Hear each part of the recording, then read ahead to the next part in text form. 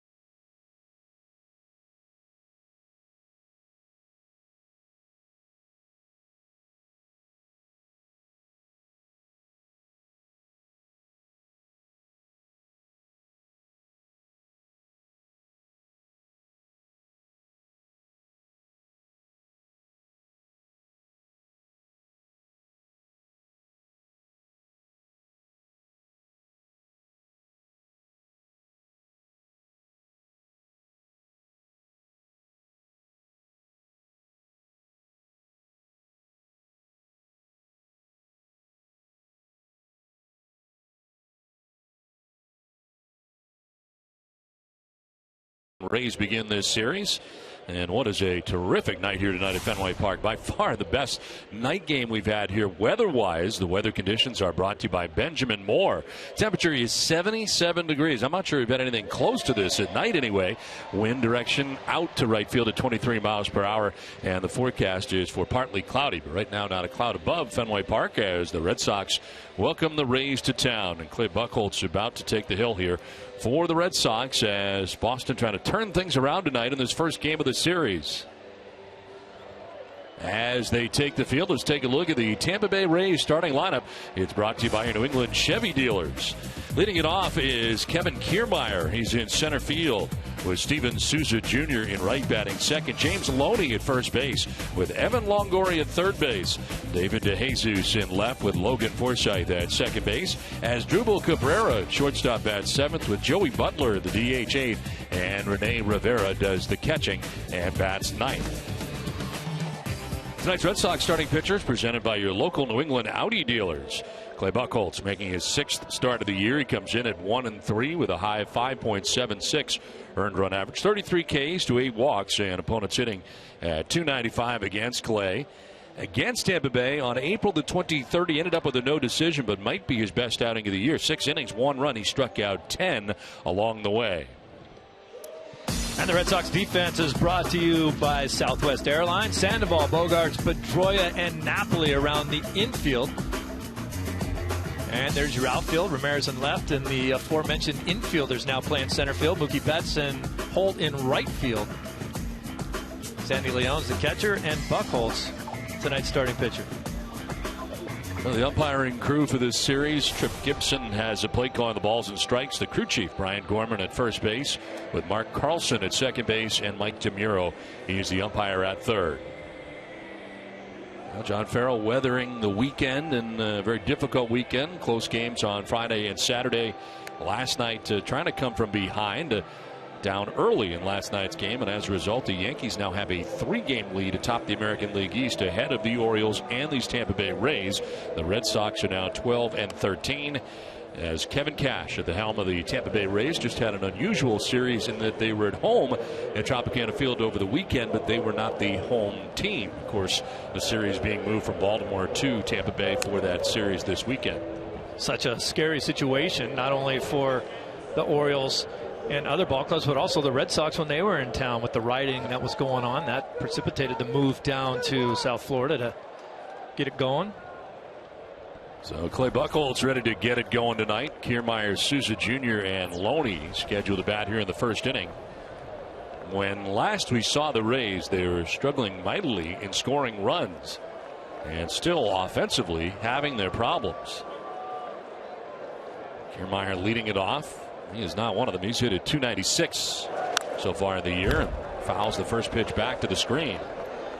He's got good speed and a good defender in center field. 2 homers, 7 RBIs to go along with that .296 average.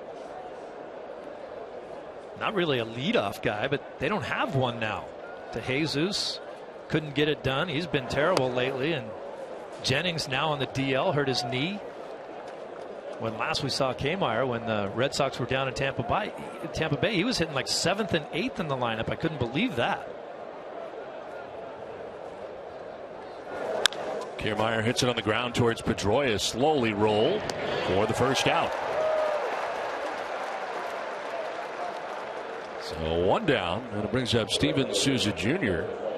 And you talk about struggling. He's at the top of the list going for the Rays right now coming into this series.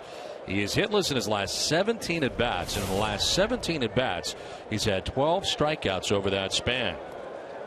205 overall average. He does have 4 homers and 11 runs batted in. Not to belabor the point, but really, those are some tough numbers. He tied a club record for strikeouts in a game with 4, and then turned it around and did it again 2 nights later. So 2 out of 3 games he gets the golden sombrero there, which is no fun at all for anybody.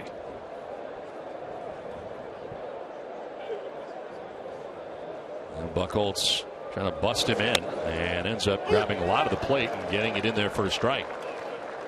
Well, it's been tough to figure with Clay Buchholz. You just don't know which one's going to show up here tonight.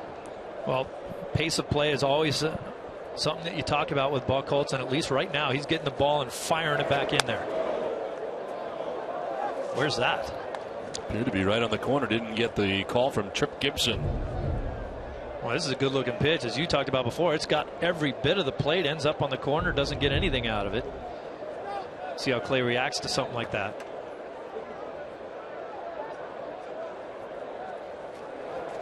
Swing and a miss. 93 miles an hour on that. Evens the count at 2-2. That to me is where Buchholz can show his impressiveness, where maybe you get squeezed at the plate a little bit, and then the next pitch isn't down the middle where a guy hammers it. You come right back and get him. Now finish him off here.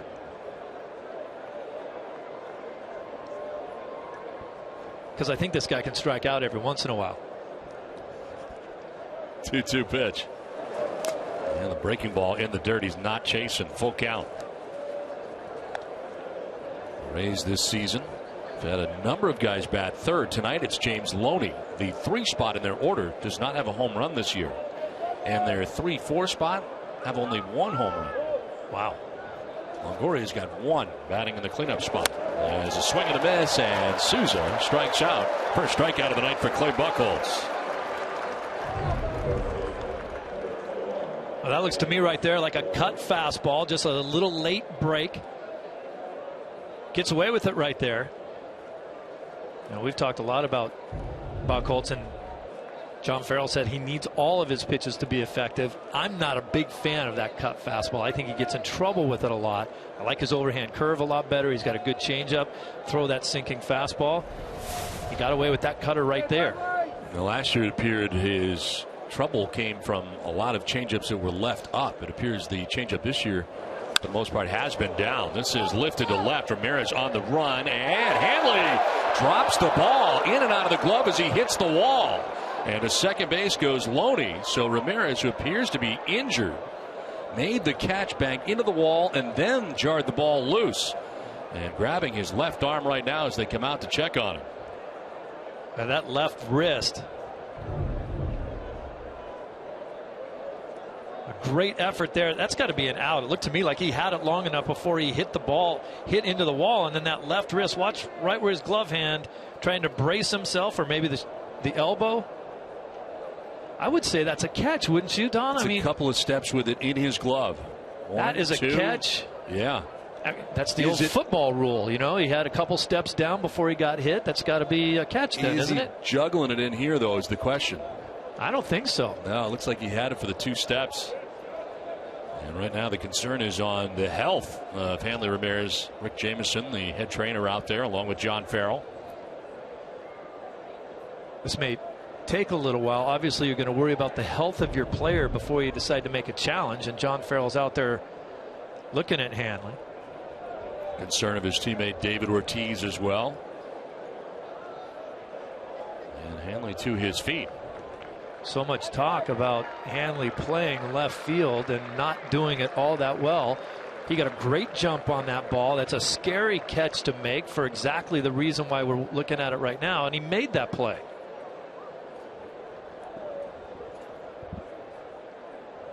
It looks like he is coming out of this game and holding that arm very gingerly as he does come off.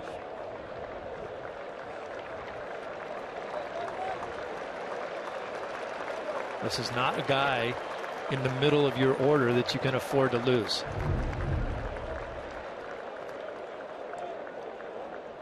Just a great effort.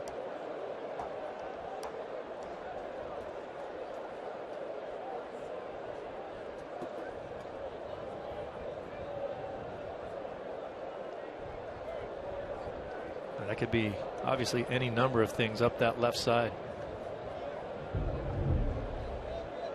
The arm has been in the same spot since he began his walk back towards the dugout from left field. You know, a lot of times when you see a guy with his arm in the same spot like that all the time, you start worrying about a collarbone where they don't want you to move that. But this could be any number of things. Certainly too hard to speculate exactly what happened to Hanley, but he hit that wall hard. He was charged with an error, is the decision that they have given from the official scorer standpoint. Well, I can't believe we're not going to see a challenge right here. And you see John Farrell out there now talking to the umpires. I got to think he's challenging this play. Because by my count, he makes 2 steps with the ball. And they're now calling the third base umpire, Mike DeMuro, who made the call, over. As John Farrell apparently is going to challenge this. The only thing that I would say to throw out there, and I'm not sure I agree with it myself, but at least throw it out there to you, is that his back is to the umpire, and whether or not he's juggling it may not be, the umpire may not be able to see that. There it is in real time. You see a really good jump by Hanley there, gets to the ball. That to me is just a catch. I think you use sort of the football analogy of, 2 steps down before you get hit. Same thing as if, can the wall force a fumble? We've not had that. They're going to check it out here and decide. Brian Gorman is the crew chief, and Mike DeMuro, the man that made the call. That was fast, and he will be at second base. So they did not think he had control of it. I don't see where you have the ruling there. So Loney reaching second on a 2-base error. What if the wall's not there and he actually dives into the stands after that and drops the ball after he gets into the stands? Same ruling? I mean, he caught the ball, ran 2 more huge steps, hit the wall. That's clearly what forced him to drop the ball. Don't get me started on replay. 2 down, Loney at second base, and now Clay Buchholz, after a bit of a delay, has to deal with Evan Longoria. 274, just the 1 home run, 5 runs batted in. Longoria had been struggling mightily when the Red Sox were in Tampa Bay. Appeared to come out of it in the final game of that series, and has continued to heat it up as still looking for his 2nd home run of the year.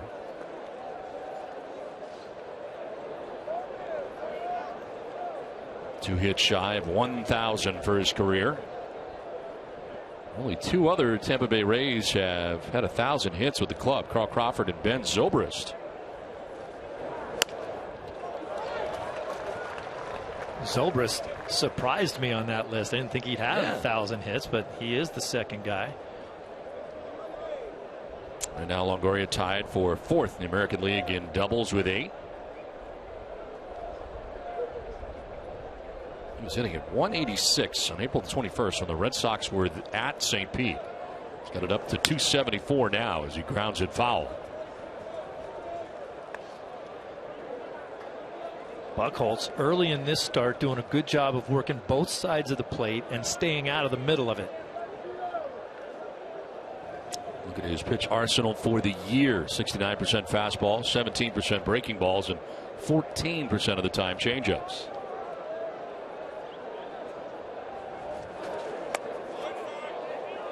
That misses in to even the count at 2-2, and that was the change.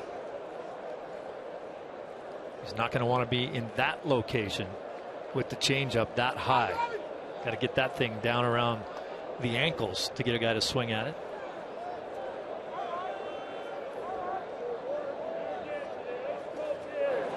Longoria to left, and on his horse is Alan Craig as it goes to the corner. Around from second base comes Loney. Throw goes to second. Longoria's got himself an RBI double, and the Rays jump on top 1-0. So instantly turning into a run here quickly.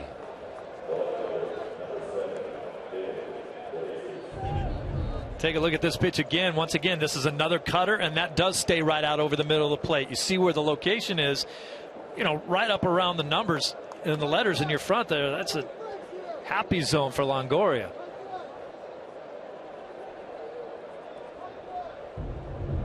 Well, the Rays take advantage of what appeared to be an out catch by Hanley Ramirez. A painful one for the Red Sox left fielder, and now the run in as David DeJesus takes strike one. 241 average for DeJesus. I think in the middle of this lineup now. He's a guy that we've seen lead off from time to time for Tampa Bay. Well, he's in the middle of a 3-for-30 stretch. He's one of 4 guys in this lineup that is at a minimum 0 for their last 13. He's 0 for his last 17. Ground ball right side. It gets through. Pedroia on a tough hop into right field. Around from second comes Longoria, and it's now 2-0. So much for the slumping David DeJesus. He drives this run in, and see how they rule it. It did take a kind of a nasty hop when Pedroia went to the backhand. This ball's hit well.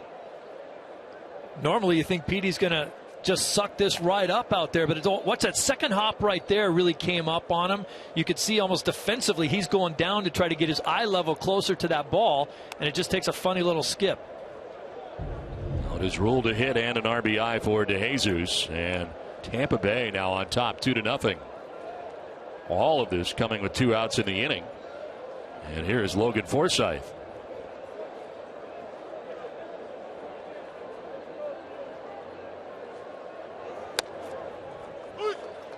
Forsythe hitting at 296 coming in. 2 homers and 11 runs batted in. Tied for first on the team with RBIs with 11. That ties him with Steven Souza Jr.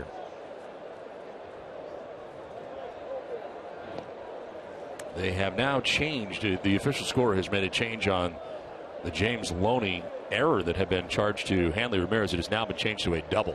Yeah, I was going to say, I mean, it was a great effort to try to catch that ball. You and I both believe he did catch it, but when the wall knocks it off of, you can't score that an error, can you?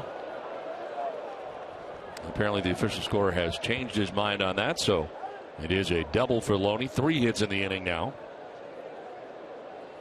And 2 runs in for Tampa Bay.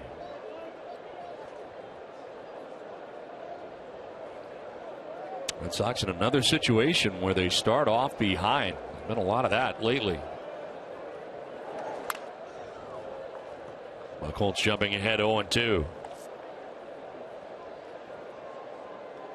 You were talking about the numbers between last year and this year. Really kind of surprised me because of the start that the Red Sox had, winning as many series as they did to begin the year. It's just a kind of a different feeling around this team this year. And then you look at the numbers, and they're actually a little worse than they were last year this time, especially in the pitching area.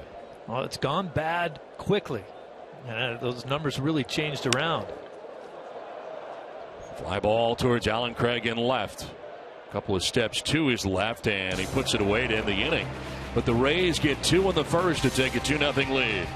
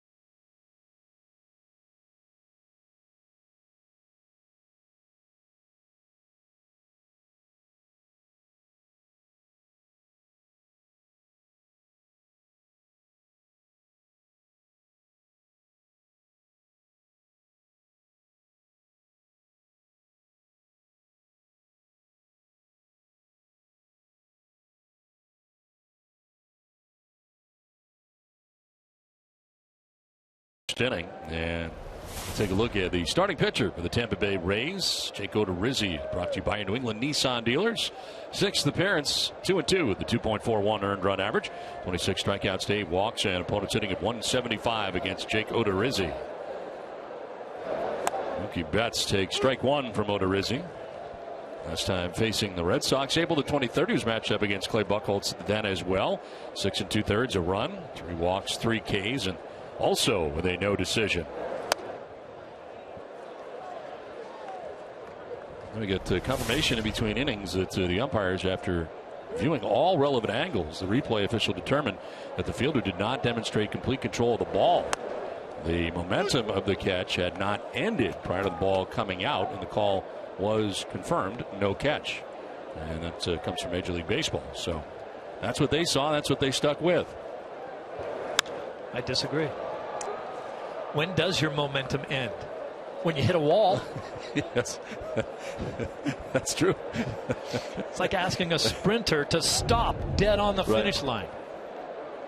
There is no juggling going on there. You can see White. That's because he has a webbed glove. He has a H-web glove. You can see the ball through there. He's not juggling around in his glove. Terrible.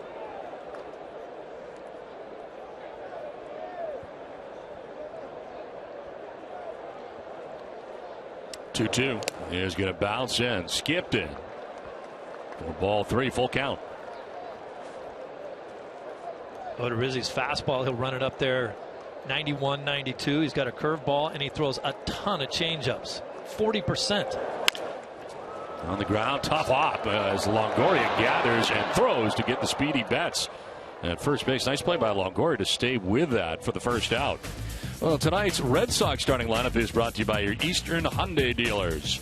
As Mookie Betts just led off, he's in center with Dustin Pedroia at second base. David Ortiz, the DH, with Alan Craig now in left field and in the cleanup spot. With Pablo Sandoval at third, Mike Napoli at first, Brock Holt in right, Xander Bogaerts at shortstop, and Sandy Leon does the catching tonight. Here is Pedroia, who takes strike 1. A .286 start to the year for Pedroia. Ended up going 3 for 12 in the series against the Yankees and riding currently a 7-game hitting streak heading into tonight's game. Hit .407 during that 7-gamer. Yeah. Pedroia is one of 2 guys in the Red Sox lineup tonight that have more than 1 hit against Odorizzi. It's amazing. Bogaerts has 3. Pedroia has 2. No one else has more than 1.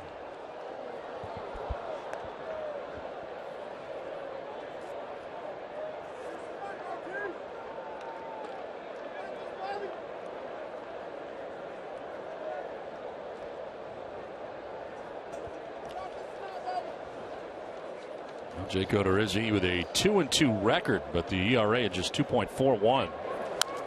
This one fouled back, and so far the Rays pitching has not been the problem, and has been the lack of offense for Tampa Bay to begin the year. They are 4th earned run average as a team, 3.61, with Kansas City Royals on top of that category. Here's the pitching arsenal for Jake Odorizzi. Of course, came over from Kansas City with a James Shields deal. This one grounded foul. Involved to Will Myers coming to Tampa Bay at the time. His happy youngster down there not only has the ice cream going, but now he's got a baseball to boot. He's got not a speck of chocolate on his face. It's early. No 2-pitch grounded foul. Now today the Red Sox announced a series of May promotions for kids and families, from kicking off the 40th anniversary celebration of the 1975 team with the Carlton Fisk bobblehead giveaway tomorrow night to the Mother's Day Walk in the Park, which is open to the public this Sunday. There's something for every Red Sox member in your family this month. Go to redsox.com/promos for all the May festivities at Fenway. Fly ball down the right field line. Steven Souza Jr. can't make the catch as he bangs up against the wall. And Pedroia slides in headfirst and safely at second base. Steven Souza Jr. appeared to be in trouble from the word go as he went over towards the wall beyond the pole and got a lot of glove on it, but couldn't make the catch. Well, we've seen a left fielder run into the wall and not be able to hang on to it. Now a right fielder run into a wall and not be able to hang on to it. A double for Pedroia, the ruling.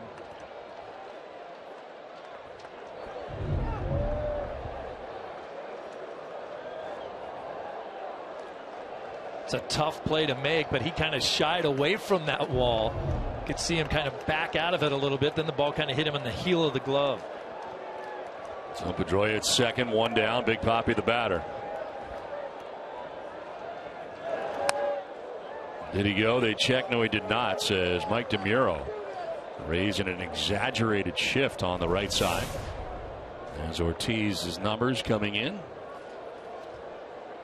David ended up going 4 for 12 in the series against the Yankees as a 6-game hitting streak coming in.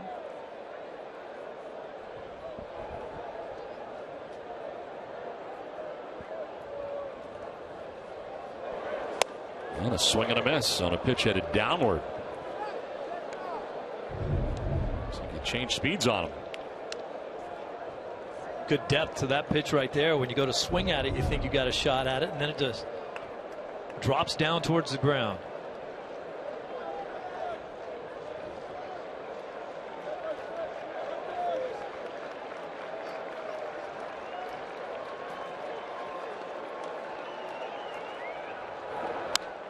Slashed foul, backing out of play, 1-2.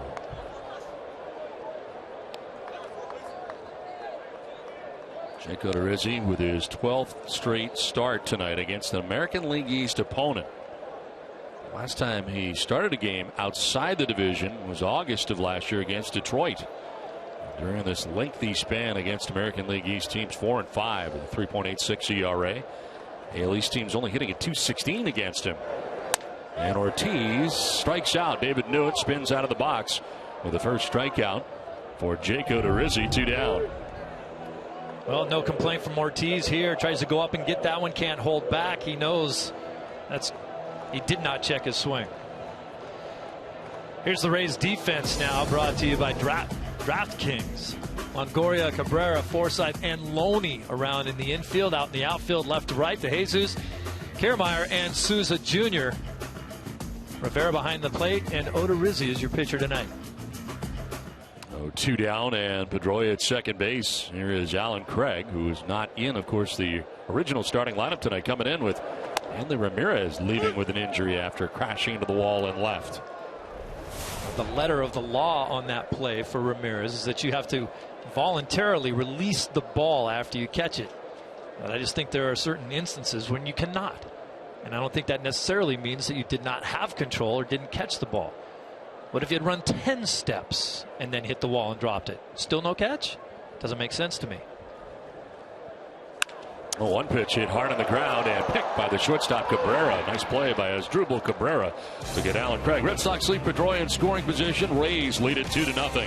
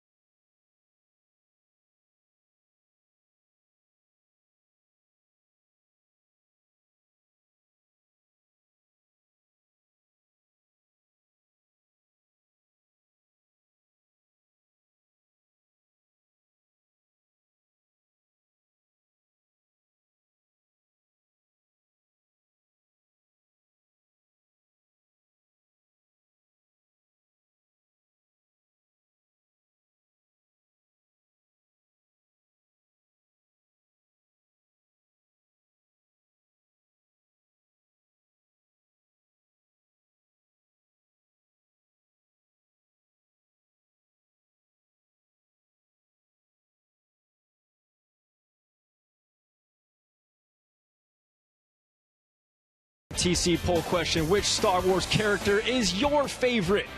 We're going Sox 1 if you think Chewbacca is. Sox 2, C-3PO.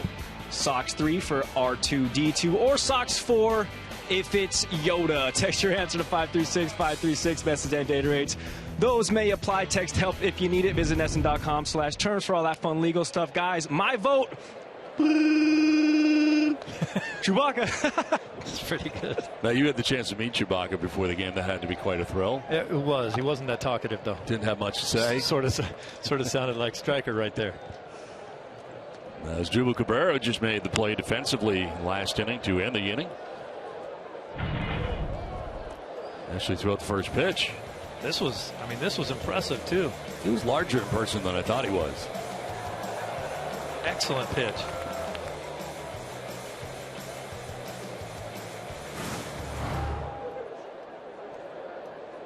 Cabrera, Butler, and Rivera in a bunt bid, and here comes Pablo, but he's not going to dive for this one.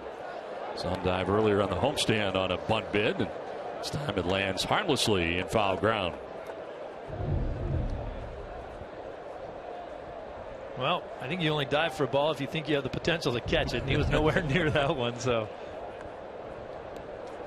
after he dove for that last one and he wrenched his neck a little bit, he started smoking the ball all over the yard, too. Now Cabrera hitting under 200 coming into tonight's game at 194 on the season.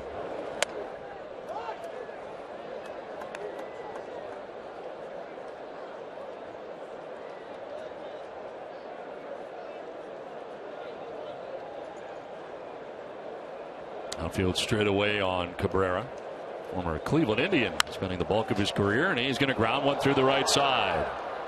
So Buchholz inducing a ground ball, but out of the reach of the Red Sox infielders into right, and the lead runner on here for Tampa Bay. Stanley, the official tools of the Boston Red Sox when you demand performance and action on the job site. Leadoff single here for Asdrubal Cabrera. Joey Butler coming up here for the Rays. 29-year-old called up from AAA Durham yesterday. He replaces Desmond Jennings, who was just placed on the 15-day DL on the active roster.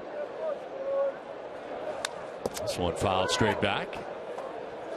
We're talking about Desmond Jennings last inning, and certainly that is a tough break here for the Rays at this stage of the season, needing offense, and certainly an offensive weapon, a guy that can run for Kevin Cash, and what he brings defensively as well.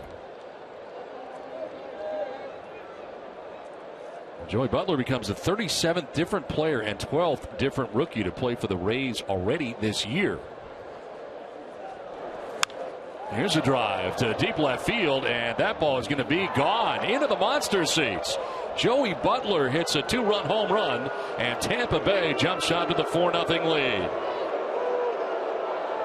The Bluebirds are out here at Fenway. First career Major League home run for Joey Butler gives Tampa Bay a 4-0 pad. Well, you took the first swing that he took, looked like he was trying to leave the yard, and then this one is just a tailing fastball that doesn't get in on Butler, and this thing got out of here quick.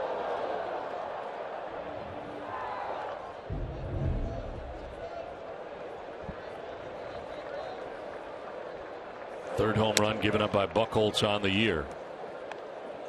2 runs in the first, 2 runs here in the second. And the Rays have had trouble scoring runs, not having a problem so far tonight. And Rivera, the catcher, batting out of the number 9 spot.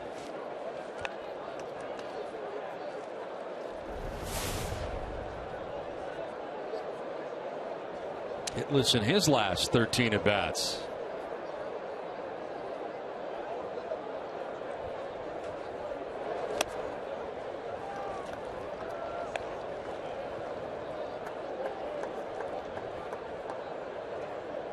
Rivera known more for his defense than his offense.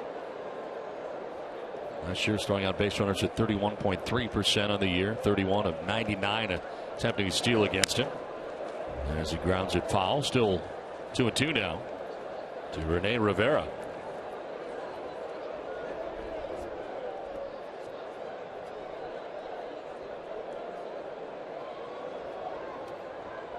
Center fielder Mookie Betts over towards right center. Healthy gap out there in left center. To right field, Holt coming in, and Brock will make the running catch for the first out of the inning. Keep up to date on all the cool happenings around NESN by following us on Instagram. Be sure to follow us now by visiting Instagram.com/NESN. A single, two-run home run, and now a fly out to right. First three batters of the second inning for Tampa Bay, and here is Kevin Kiermaier. He's center fielder and grounded out to Dustin Pedroia at second base in the first inning. Is now Buchholz goes second time through.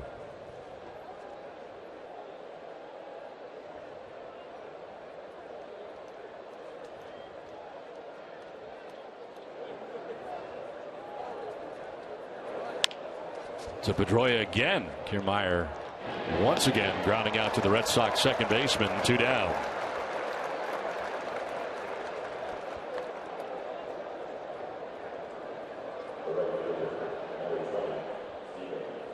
Here comes Steven Souza Jr., the only strikeout victim tonight so far for Clay Buchholz.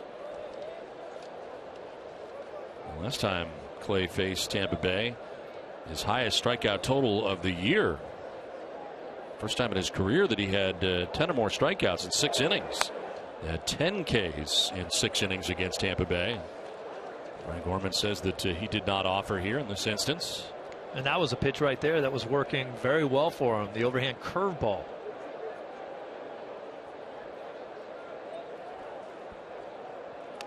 Inside and getting hit is Souza Jr. Did he swing is what they're going to check first, and no is the answer. He will have first if he's okay to go here. John Farrell arguing that right now from the top of the dugout. Trainer and manager out to check. John Farrell's mad because he feels like he was making an attempt to swing at that pitch.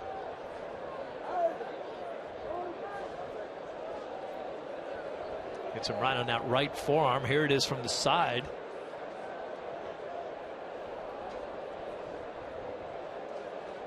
Well, I think that had the ball not hit him, he would have been able to check that swing, but you never know. Maybe the ball hitting him forced him to check the swing. John Farrell checking on that right now. Brian Gorman, the crew chief. Already had one challenge denied here as they go to work on forearm, wrist area.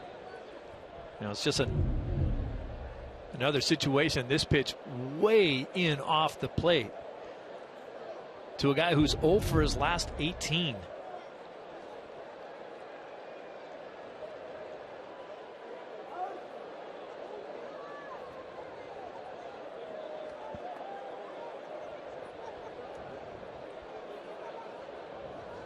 Second batter that Clay has hit this year.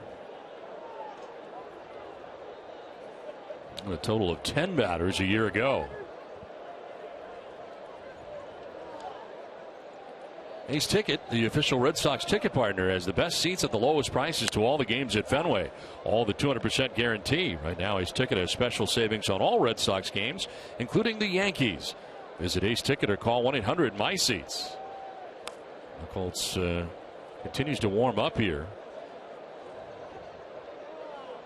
Souza's going to stay in the game and head down to first base.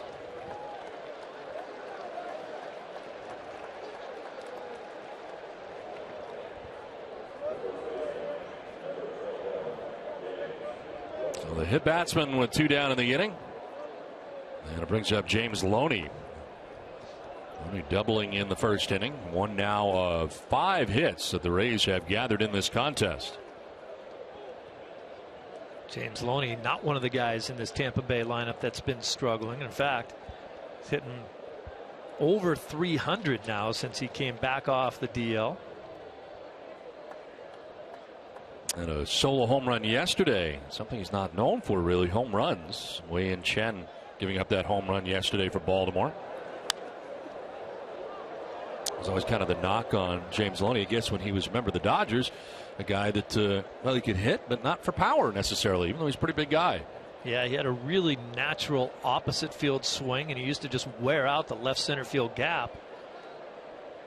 But the Dodgers wanted him to hit for more power, and when he tried to be more of a pull hitter, he kind of went away from the guy he was.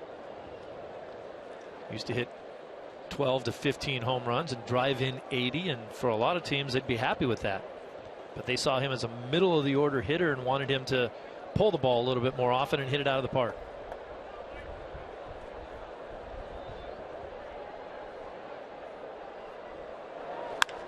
Driven to right just as we say it. Back goes Holt deep onto the warning track to make the catch in front of the wall. Pretty good power shown there by Loney, but it's warning track power this time. 4-0 Tampa Bay.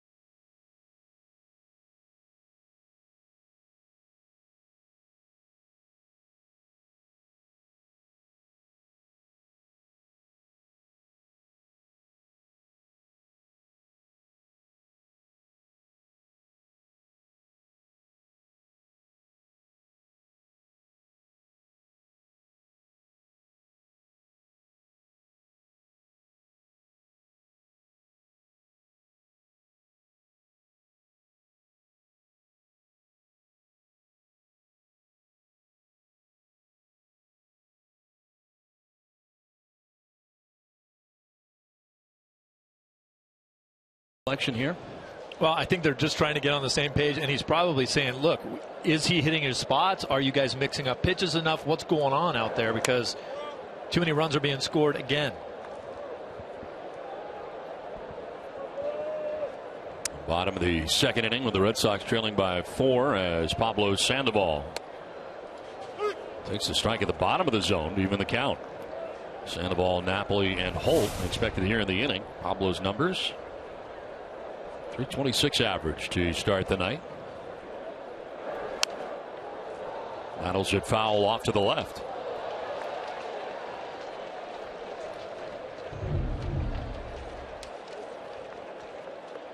Oh, there's a nice grab right there, one-handed.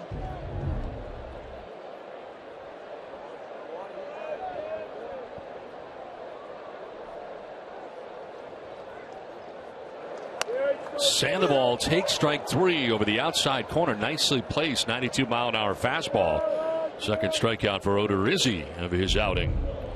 Now, tomorrow is Carlton Fisk bobblehead night at Fenway Park. All fans in attendance will receive a free Carlton Fisk bobblehead presented by Sports Authority. Visit redsox.com promos for more info and to purchase your tickets now. And there it is, the famous foul pole here at Fenway Park. One down here in the second inning. Which they're honoring the 1975 team here tomorrow night. So many great players off of that team will be here.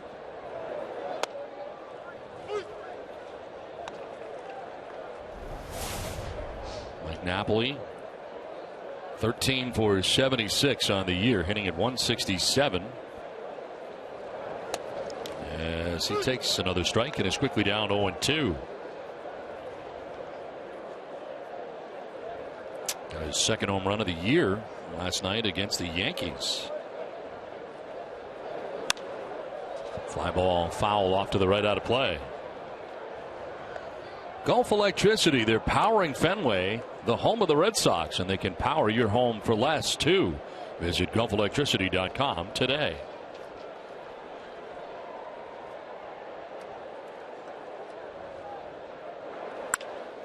Right center field, on the run is Kiermaier, and he'll get there. He's got great speed, got a good jump, and runs that ball down before it gets into the gap. Napoli can't believe it. 2 down.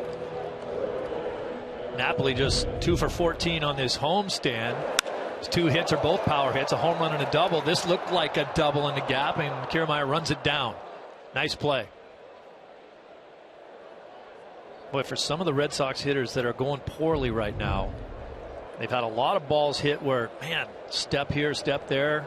And the ball that Alan Craig hit up the middle could have been a base hit. That ball could have been a base hit. Just can't find the holes. Oh, frustrated Napoli, 2 down here in the second inning. 4 in a row now, retired by Odorizzi. Call the ball, and it's 1-1 now to Brock Holt.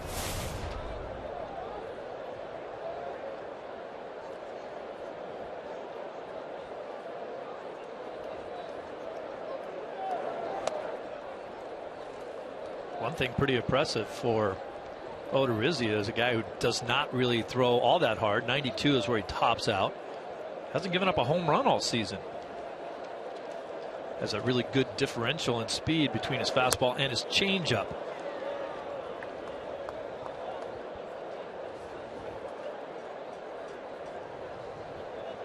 It's a lot of ground ball outs. 43% of his balls in play are ground balls. Significantly higher than a year ago. This is to right field, and is going to get in for Brock Holt.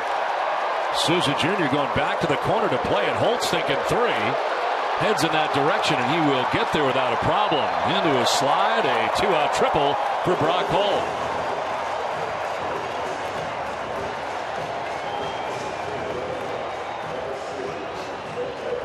And those 2 guys standing right there really worked well together, because that's the one play as a hitter where you have to rely on your third base coach, because the play is not necessarily in front of you. That goes down into the corner. When Holt's headed towards second base, he can't see it anymore. He looks up for Brian Butterfield, and Butterfield, look at him over here to the left of your camera, very quickly giving him the sign to come into third base. Really good job there.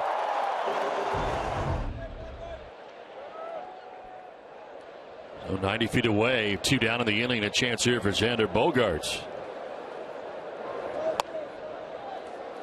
You know, especially when you're a kid growing up, they always teach you, pick up your third base coach, let him help you. But there are so many plays that are in front of you, you're way better off making your own decision on whether to go to third or not. But when that one gets down into the corner, you're going towards second. You can't see it. You have to rely on your coach. That guy, well, let's just say it. He is the best in the business.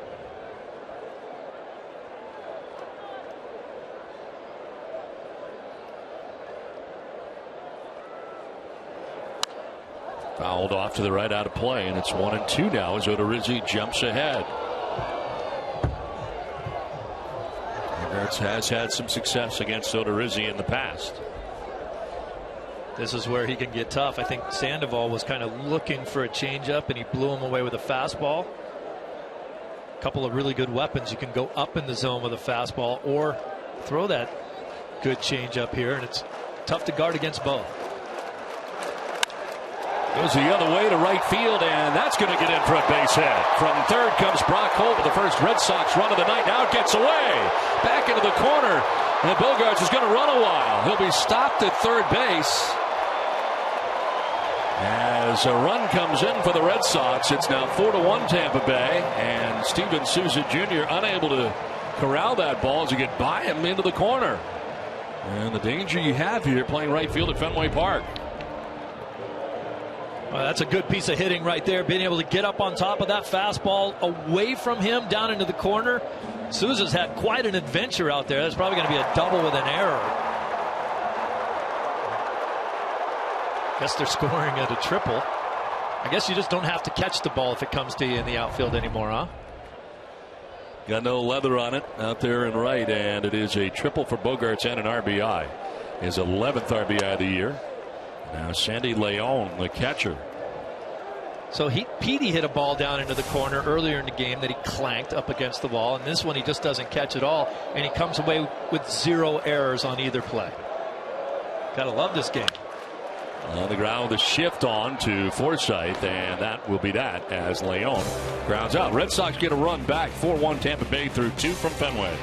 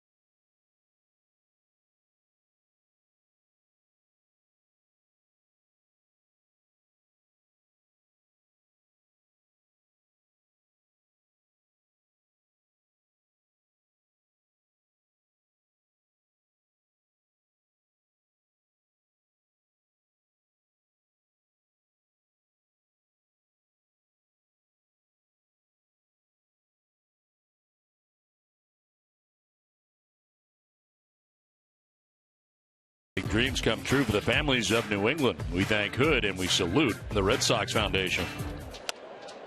Red Sox getting a run in their half of the second inning. It's on to the third, and it's Evan Longoria, David DeJesus, and Logan Forsythe to bat here in the third inning.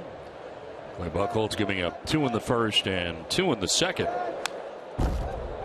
Foul to the screen on the 40th offering of the night from Clay Buchholz.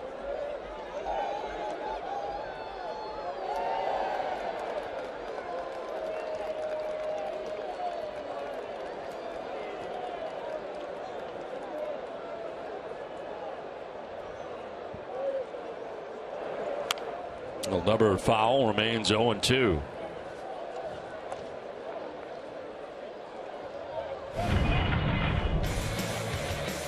Now here's what happened in the first inning off of the bat of James Loney, and Hanley Ramirez, who made an excellent effort to catch that ball, ran into the wall. They ruled it a double, and worse than that, Hanley's injured and had to leave the game.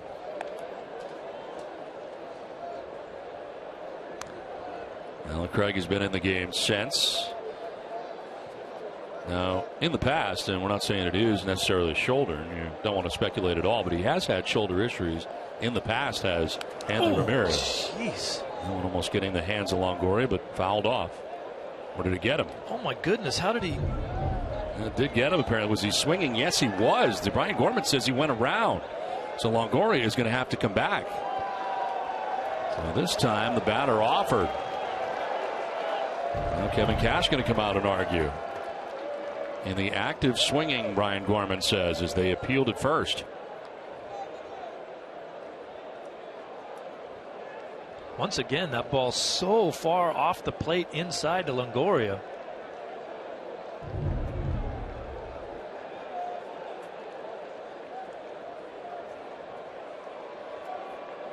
Clay wanted him to check, and it worked out for the Red Sox.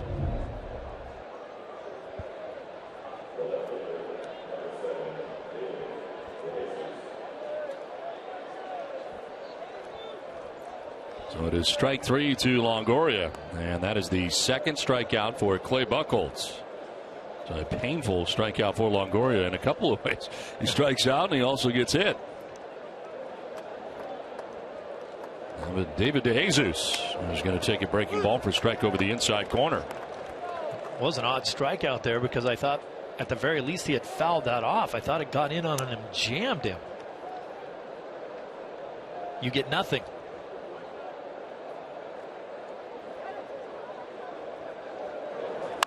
On the ground softly towards Pedroia. DeJesus becomes out number 2 of the inning. You watch PD play second base, and every ground ball hit to him is like he's playing in a World Series game. He does everything fundamentally correct every time. Pleasure to watch. 2 down here in the 3rd inning, and brings up Logan Forsythe. Working on Longoria, still in the dugout. And putting a sleeve on, it looks like right now. This is driven to left field off the bat of Forsythe, and this ball is going to be off the wall. Ricochet played by Craig, but to second base standing goes Logan Forsythe with a wall ball double with 2 down here in the 3rd inning. Best time to be an ambush type hitter is when there's 2 outs and you're looking at the very first pitch. Generally a pitcher is going to say, all right, I'm going to get out of this, I'm going to get ahead on this guy and start in on getting my 3rd out. And if you're that hitter, that's the best time to look dead red and try to jump on something.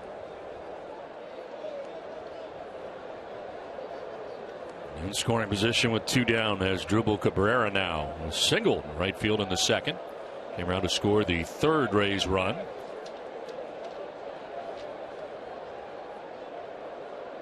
That's after he had been hitless in 14 previous at bats.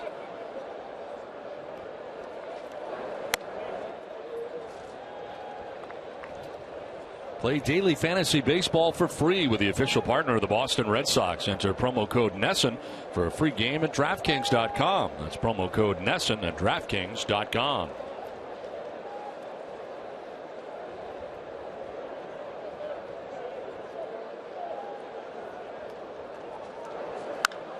Hooked foul. Nice play. Remind you to follow the Red Sox all season in 2015. The MLB.com at bat. #1 app for live baseball. At bat is up to the moment at any moment with in-game highlights, live look-ins, replay reviews, radio broadcasts, statcasts, and more. Get MLB.com at bat for your smartphone or tablet.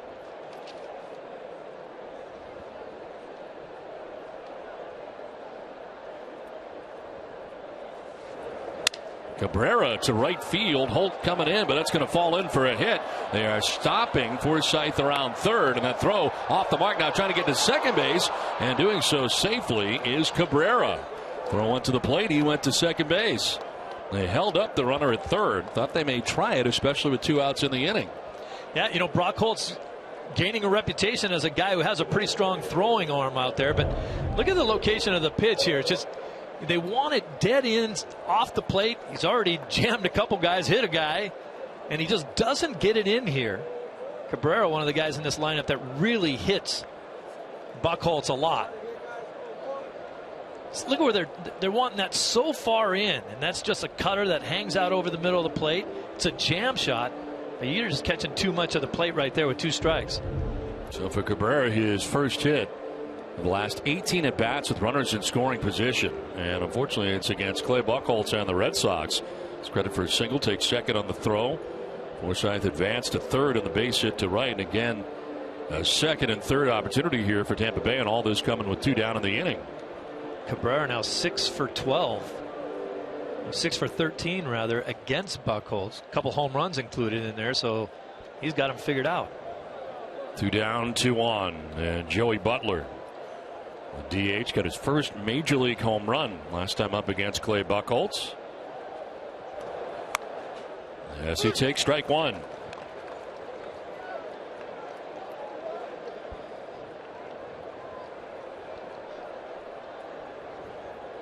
Prior to joining the Rays, he played a combined 14 games at the major league level.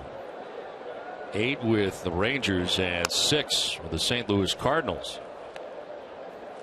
Rangers games came in 2013, the 6 games with St. Louis last year. That's with Forsythe at third, Cabrera at second.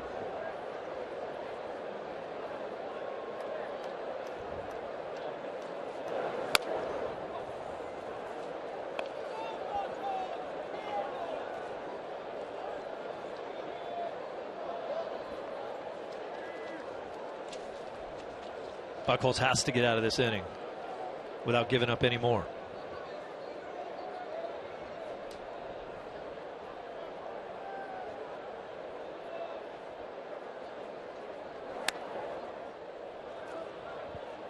Falls behind 3-1 now.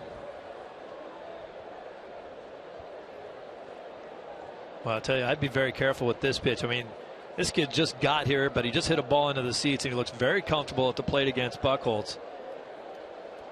I wouldn't give in. If I lose, I'm going to go after Rivera.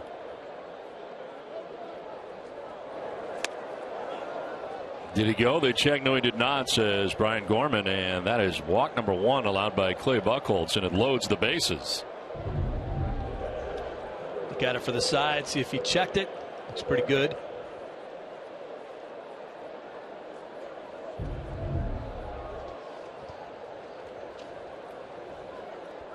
Sandy Leon out to talk to Clay Buchholz. Tonight's suits are designed by Joseph Aboud, custom made in the USA from fine Italian fabrics, available at Men's Warehouse. 2 down in the third. Forsythe with a double, Cabrera a single. A walk for Joey Butler, and the Rays have the bases loaded with 2 down in the inning. And here's Rene Rivera.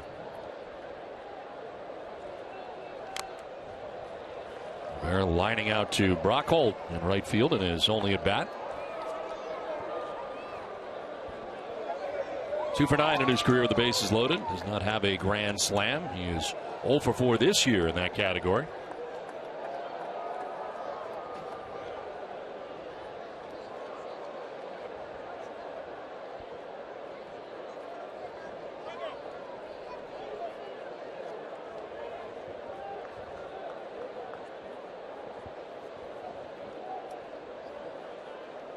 You remember Clay Buchholz when he came up. He was a guy who had a fastball that would touch 97, 98, and a big overhand curveball and a good changeup. That was kind of how he lived. He's a different guy now, and I understand that you have to evolve, especially when you've had some arm issues and you lose a little bit of that velo. You know, he tops out around 92, 93 now, but he's become more of a cutter slider guy. He's a different guy.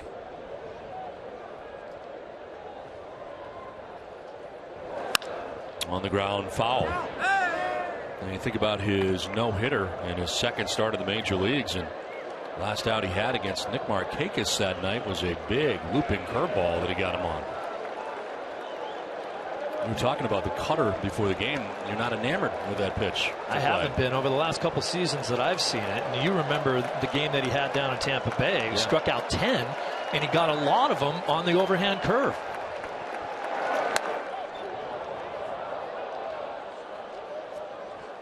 I guess, you know, Mo Rivera made the cutter famous because he had such a great one. And sometimes there's a terminology difference between the pitchers today.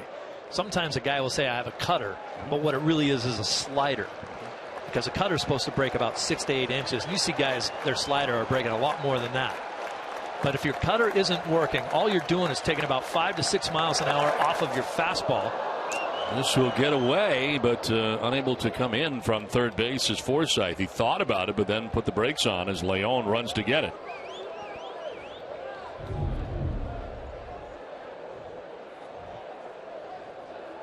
That's a tough pitch to block right there by Leon. You saw him get out of the crouch, get on the ground, and get out there and try to do it. No damage. I was saying about the cutter, if you have supreme confidence in that cutter, then use it. But if it's not working, it's a pitch that gets very, very hittable because you're taking miles an hour off of your fastball and you're just giving the hitter a better look at hitting it. Pitch 60 of the night. And it is fouled back and out of play. Let's send it down to Gary. to the left field wall there in the first inning. The Red Sox are diagnosing it as a left shoulder sprain, and it looks like it from there.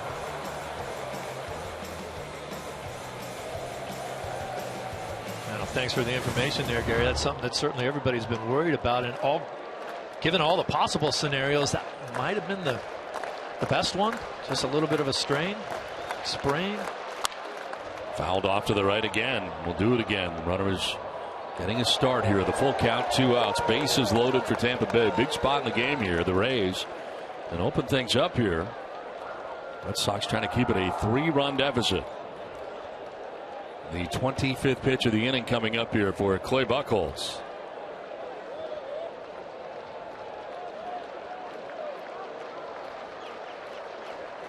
Pitch 8 of the at bat for Rivera, the number 9 man.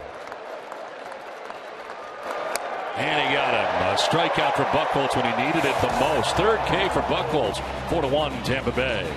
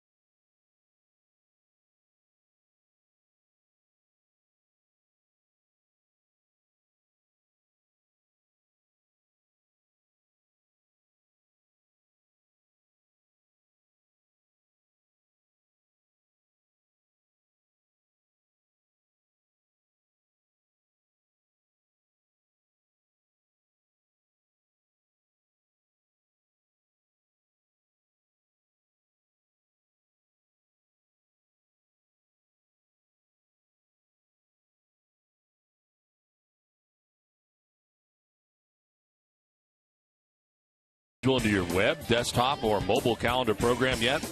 If not, visit NESN.com/schedule today. Bottom of the 3rd inning, and Mookie Betts to lead it off here for Boston. Betts grounding out to third base, and Evan Longoria back in the 1st inning. Second look tonight at Jake Odorizzi, who has a 3-run lead.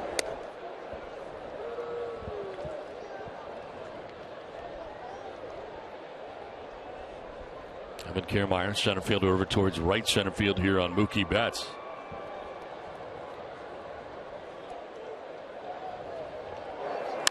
Betts to left center field. Back goes Kiermaier, and that's going to be off the wall.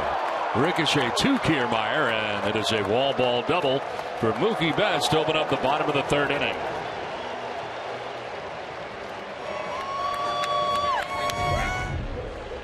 It's a lot of fun to watch Mookie swing it, but it's even more fun to watch after he does. He may be one of the few guys anywhere that could hit a wall ball like that and potentially get a triple out of it. He was thinking about it. Look at him coming around second. Puts on the brakes right there. Pretty. 7 of them on the year now for Betts. Good start to the bottom of the 3rd inning for Boston as Pedroia now backs out. Dustin, a double of his own in the 1st inning. One of 4 Red Sox hits.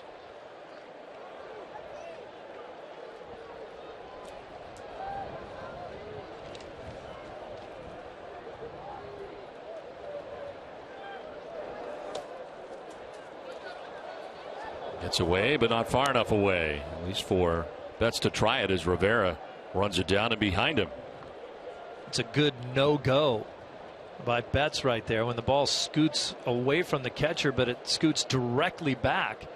Your depth perception from second base is terrible. You can't tell how far away from it it has skipped. So you're better off not trying anything.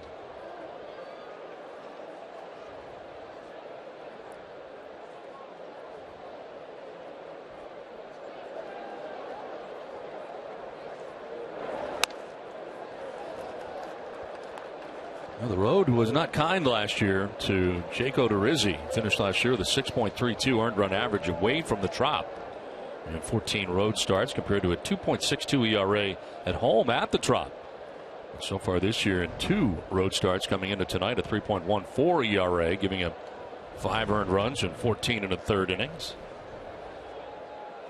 And Pedroia hits a high fly ball out to left center field. Kiermaier moving over and under. Makes the catch, and Betts will remain at second base. So Pedroia getting under that for the first out of the inning. I remind you to tune in tonight after the game to NESN Sports Today, presented by People's United Bank. Adam and Sarah will have NBA and NHL playoff highlights. Plus, Jermaine Wiggins tells you why the Patriots draft was a success. See what know-how can do. Talking about Odorizzi's starts on the road, Fenway's never been nice to him either. 2 career starts here, 0-2. Never went more than 3 1/3 in both of those starts. Well, 2 1/3 so far tonight, and he deals with David Ortiz.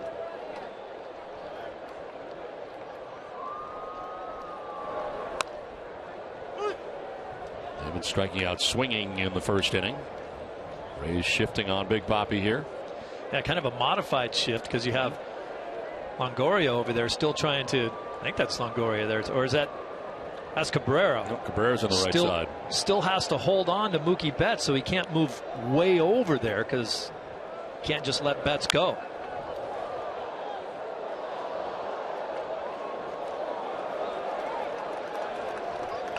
Earlier you were talking about the lack of home runs. Odorizzi's not given up one yet this year. He gave up 20 last year. Yeah, that's an amazing start for a guy that, like we talked about, his changeup is a really good one, and he throws it a lot.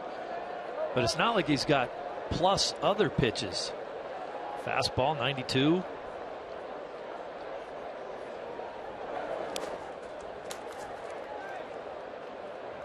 One of only 3 major leaguers who have made 5 starts to have not given up a home run so far this season.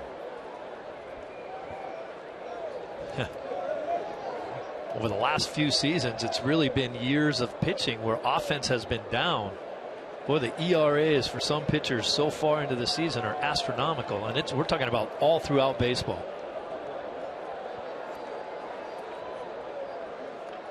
David backing out. Odorizzi taking a long time here. Runner at second base and Mookie Betts.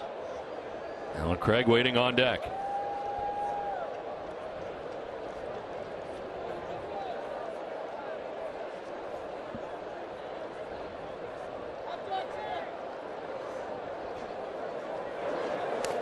Bouncing in and blocked by Rivera.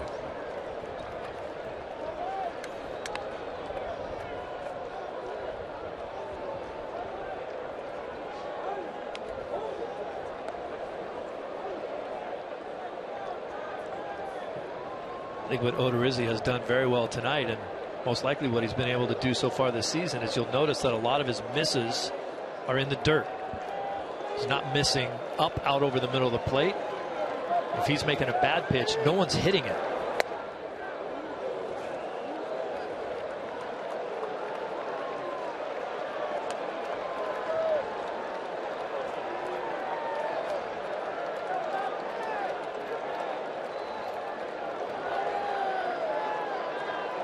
Full count to David Ortiz with 1 out here in the bottom of the 3rd inning.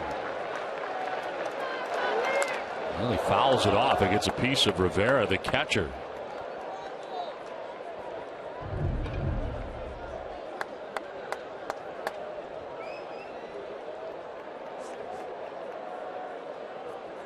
Anybody home? They're taking a little extra time. Home plate umpire granting him that. Gibson, the home plate umpire tonight. Not a speck of dirt on home plate, but Gibson will go out around in front, wipe it off again. Just a little professional courtesy. Yep. Make sure you're ready to go. Give you a couple extra deep breaths. So again, the payoff pitch to David Ortiz. And he slices it foul. We'll see an 8th pitch in this at bat. Odorizzi operating at 93 miles an hour.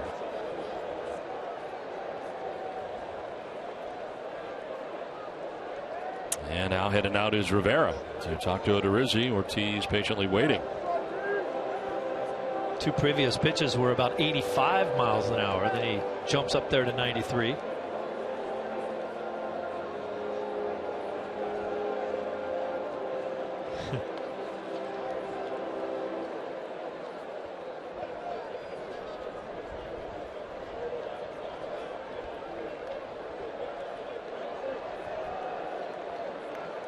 Three and 2 the count to David Ortiz.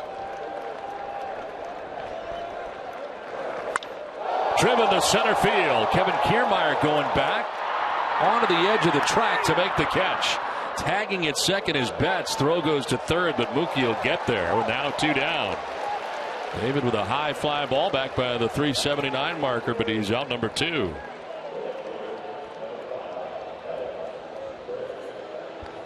Deep enough that Betts can tag up and get to third base.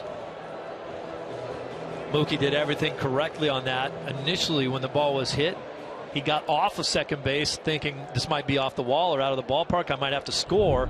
Then when he realized, there he is right in your picture there. Look at him bouncing off. Now he knows it's going to get corralled here. Get back and tag and take off. And we continue to be impressed with Kiermaier and his ability. Good arm, good range out there in center field. That's why I was so surprised when the Red Sox were down in Tampa Bay and he was hitting so far down in the order, 7th and 8th.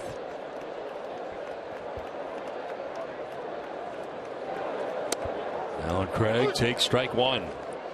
So instead of Hanley Ramirez in the spot, Alan Craig batting with 2 down. Just joining us tonight, Hanley Ramirez running into the left field wall and left the game with a shoulder sprain. Red Sox have to be able to start driving in guys with 2 outs to get back into this game. Like to have a shift in momentum here, especially where Buchholz, just with the bases loaded and 2 outs in the 3rd, struck out Rivera.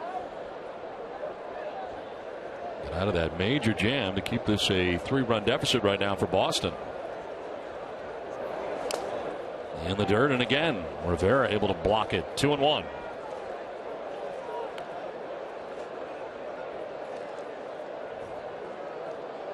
You really have to feel for a guy like Alan Craig, who he, along with Daniel Nava, and the whole right field situation out there where none of these guys are really getting enough at bats to get any rhythm going. Daniel Nava just 1 for his last 17. Went around, tried to hold up, kind of changed his mind in the middle, and that evens a count of 2-2. I think people have to realize, you wonder why a guy like Ortiz and Petey, they don't want to come out of the lineup, because you take a day off, you feel like you've missed a week. And the guys like Alan Craig, who's been a productive player for years in the big leagues, who now doesn't get to play every day, the adjustment that he's going through and how tough it is where he gets into the box on a night like tonight where you feel like you haven't played forever. Strikes out on a fastball up. 3rd strikeout for Odorizzi. The Red Sox lead Betts at 3rd. 4-1 Tampa Bay.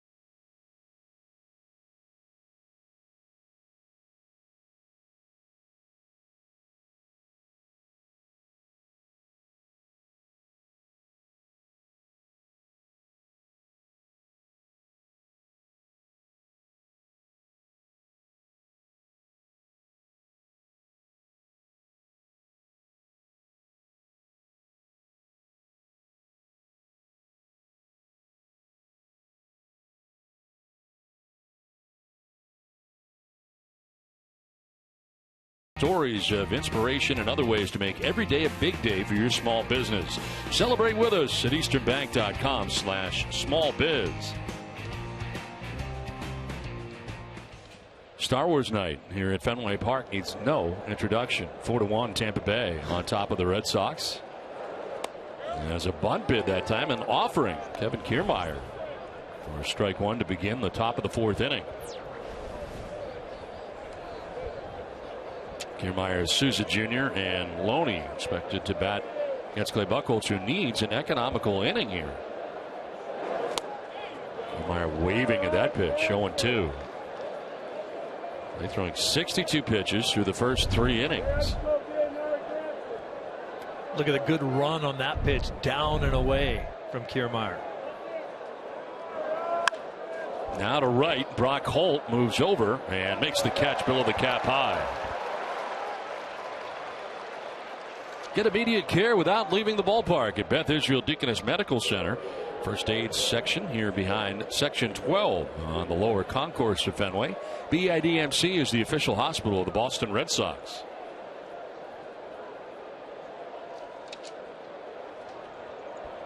One out in the fourth inning for Steven Souza Jr. After striking out in the first inning, was hit by a pitch in the second inning.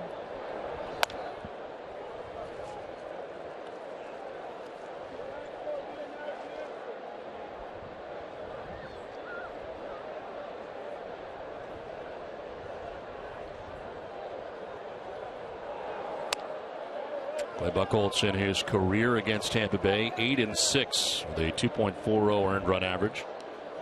This marks his 20th career start against Tampa Bay. And his 2.40 ERA, that's the lowest mark against any team in his career. Fly ball down the right field line. Over comes Brock Holt, and Brock leans in and cannot make the catch into the crowd. See the grimace there on Brock Holt. Even though that wall is padded, it's not nearly padded enough, and it ends up being about rib high for him. Boom. You could tell that he started to slow down when he realized that he wasn't going to be able to get 2 rows in there to be able to make that catch, but your momentum's taking you there so fast. That hurts.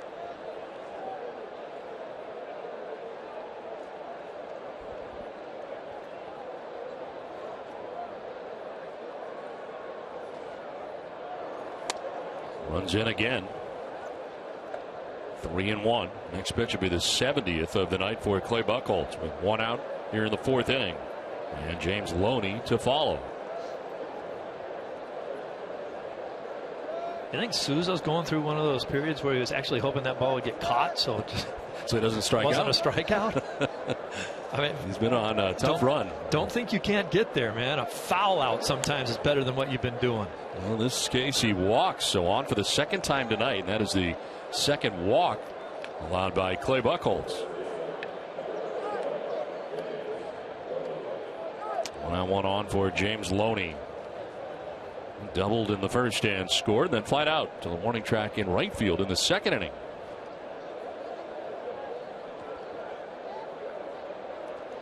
Former Red Sox, James Loney. He's coming over from the Dodgers in the big deal with Beckett and Crawford. I thought that might be a decent fit for him, but he was just kind of one of those guys that showed up in that deal and then left. Played pretty well while he was here. No fanfare, just was gone, signed the deal with Tampa Bay, and it's done nicely for them.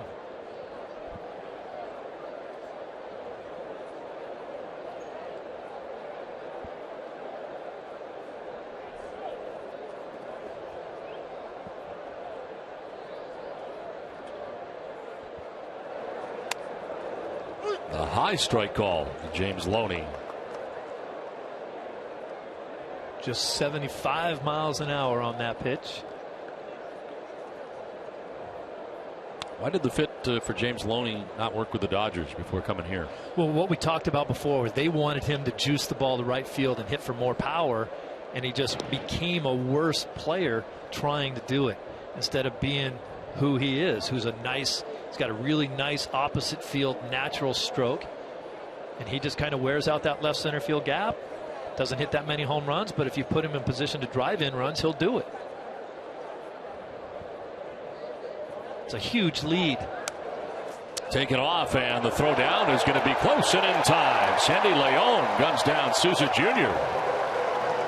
He's done a great job of that in the limited time that we have seen him, and they're 2 down in the inning. Look at the walking lead that Souza's getting. Base runners are taught if they decide to get a walking lead, you got to make the pitcher stop you. If the pitcher doesn't stop you, you go.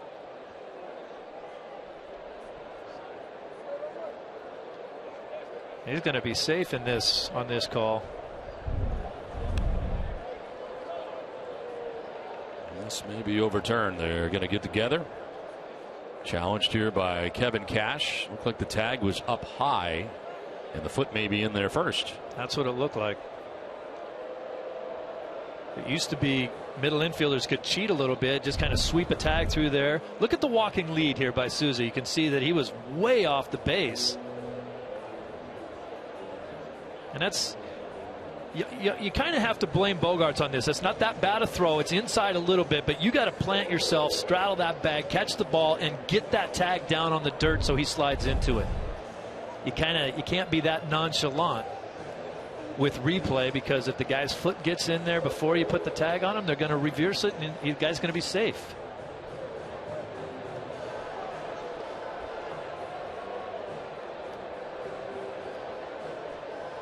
You see where Bogaerts had to make one little adjustment step to his left, and that's a little scary because you're moving towards the runner at that point.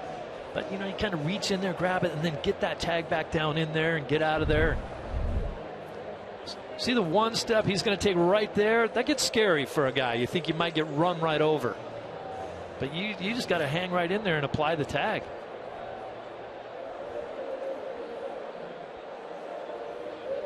I like the review here. The umpire is continuing, and looks like they're about to wrap up. And he's still out. Wow. So they stick with it. Not overturned. They'll stick with the call on the field, which was out, and Leon catching Souza Jr. trying to steal. I take back everything I said. Bogaerts hung right in there just long enough to make the tag. Long enough, apparently. Are they watching different replays than we are? Interesting. Maybe they felt there wasn't enough to overturn it. Really? Not buying that, huh? Wow. James Loney fouling it off. Count of 1-2 here to Loney. Souza thought he was going to be back at second base. Kevin Cash thought they'd overturn it. Didn't happen.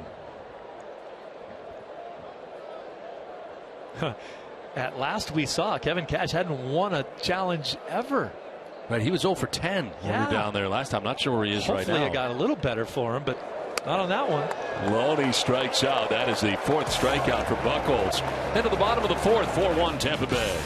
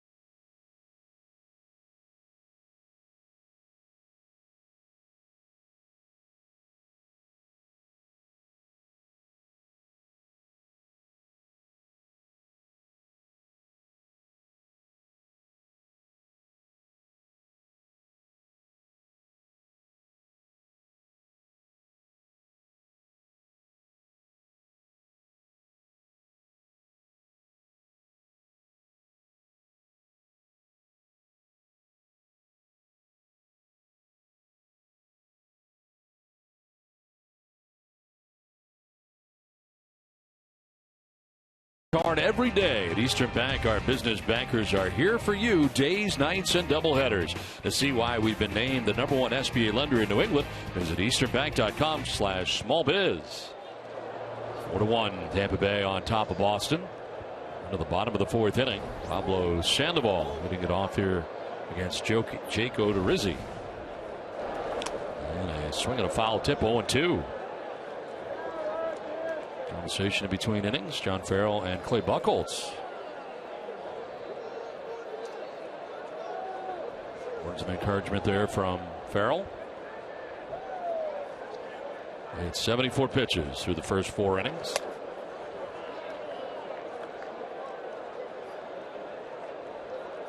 Odorizzi been tough on Sandoval in his first 2 at-bats. Everything he's looking for, he gets the opposite of.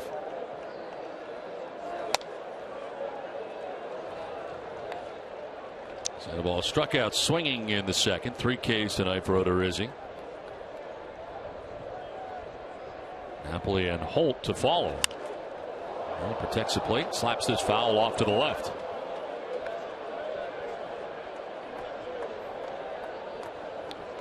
Windows open at Fenway tonight. How about that?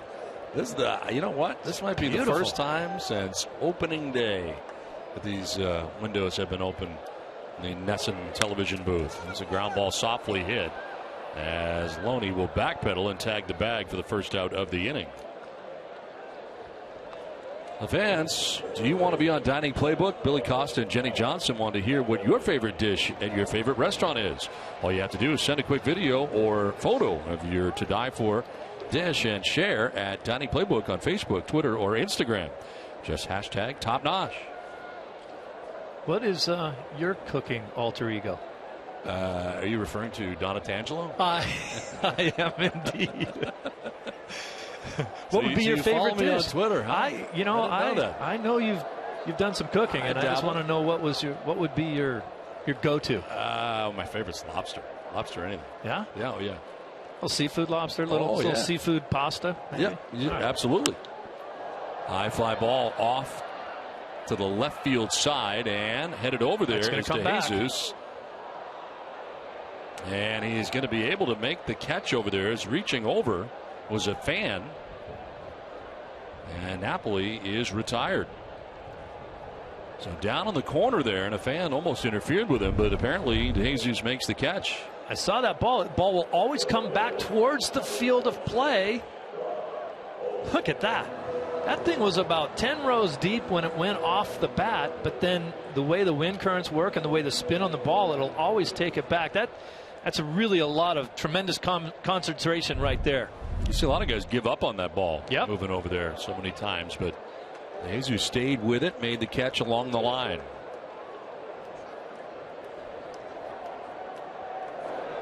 Now Brock Holt with 2 outs in the inning. Brock with a triple, scored a run in the second inning. Showed you a shot of the flag. It's really not so much the wind, although at times it could be, but it's just the spin of the ball will always bring it back towards the playing field, and guys will give up on it. It's a tough play down there. And if you're a hitter, just no fun to be out that way.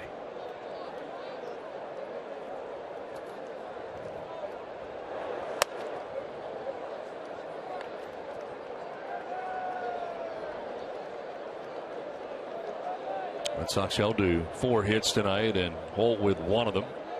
It's now 5 in a row. Retired by Odorizzi. A little help from his defense. Now line to the left field corner, and this is going to be a fair ball. Rattles around. De Jesus gathers it, and into second base goes Brock Holt. He's added a double to his resume tonight, a triple, and now a double tonight in 2 at-bats for Brock Holt. Brock Holt back to swinging it a little bit. He was 1 for 14 coming into this game. Hit a little bit of a slump. Now back-to-back doubles and triples. That's a thing of beauty right there. That's kind of an illustration right there, too. You see how that ball slices away. It's all about the spin of the ball. Very similar to the ball that Napoli hit. The way it spins, it would kind of slice back to the field. 2 down, Holt in scoring position. The Red Sox have left the base runner in scoring position in every inning so far in this game. They have another one here with 2 outs in the 4th inning. Xander Bogaerts triple, knocked in a run his last time up. The Red Sox left Pedroia at second base in the first. They left Bogarts at third in the second. They left Betts at third in the third. Now at second base, Brock Holt.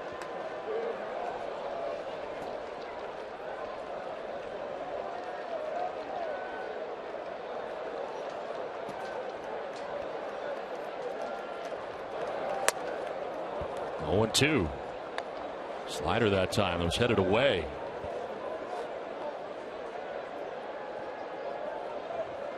Bogarts has been swinging the bat very well over his last 14 games, up over 300.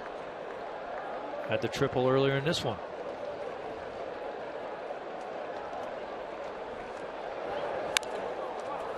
It's a piece to stay alive. Pitch down.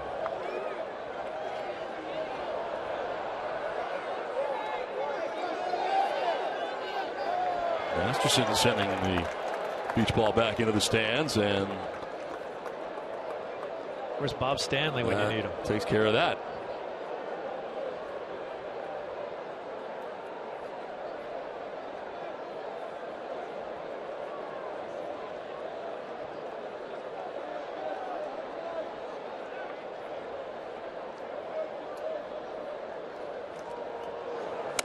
Bogarts strikes out on a pitch that was up, as that is strikeout number 4 for Odorizzi. Red Sox leave another in scoring position.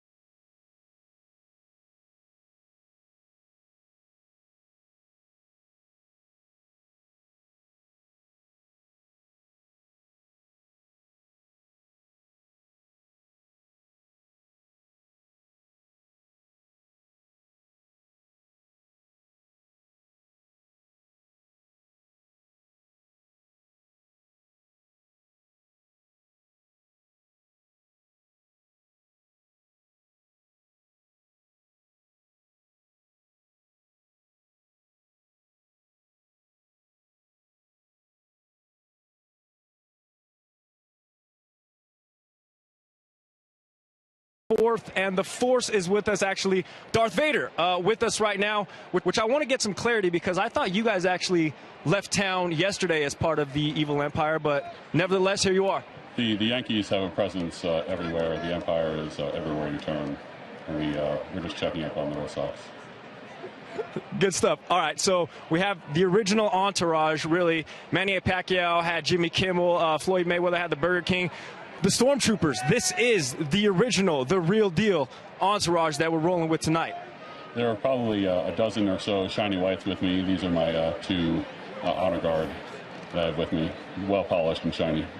No one's messing with your clique tonight. Is the May 4th, May the 4th and the Force be with? Is that kind of like a global thing? We know how popular Star Wars is. Obviously, you're like the star of the show here tonight. Nationwide thing, New England thing, or is this global? It is a global phenomenon. The pun hit probably 3 or 4 years ago, and it's just spread like wildfire across the globe. It's just it's on all the social media everywhere. What do the Stormtroopers and Sith Lords do on the Death Star? I mean, do you guys know how to play baseball? Can you pitch? No, I don't have an arm anymore. play a little ping pong. What happened to the arm? You can throw still, though. I mean, I know what happened. You don't want to relive those memories, but could you pitch in a former life? Well, some guy cut my arm off. Some guy with a beard and a brown robe, he cut my arm off, so that was the last time I pitched. The lightsaber skills, though, still on point. Listen, the Stormtroopers taking in a game at Fenway Park, so it looks like a whole list of events going on right now. You're a busy guy. Father's Day next month. Got any plans? I expect to get Father of the Year award. I cut my son's hand off, and he jumped down a well. So, yeah, I'm probably the best father ever. Happy Father's Day. Happy early Father's Day to Darth Vader and his Stormtroopers here on Star Wars Day from Fenway Park. All right, Garrett, thanks very much. How about the staying power of that movie? Absolutely. Stryker wasn't even born when that thing came out. Exactly. Darth Vader looks pretty good. Hasn't aged a bit, has he? He looks terrific. Someone shines him up nicely every night before they go out.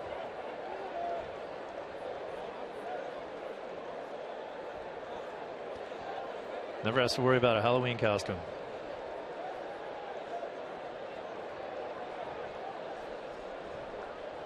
David DeJesus grounds one to Bogart, sliding to his right. And there are 2 outs here in the 5th.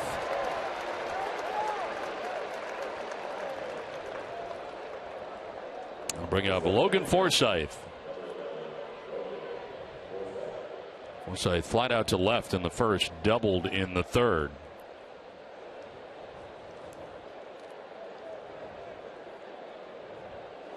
Forsythe has bounced around the infield for this Rays team this year.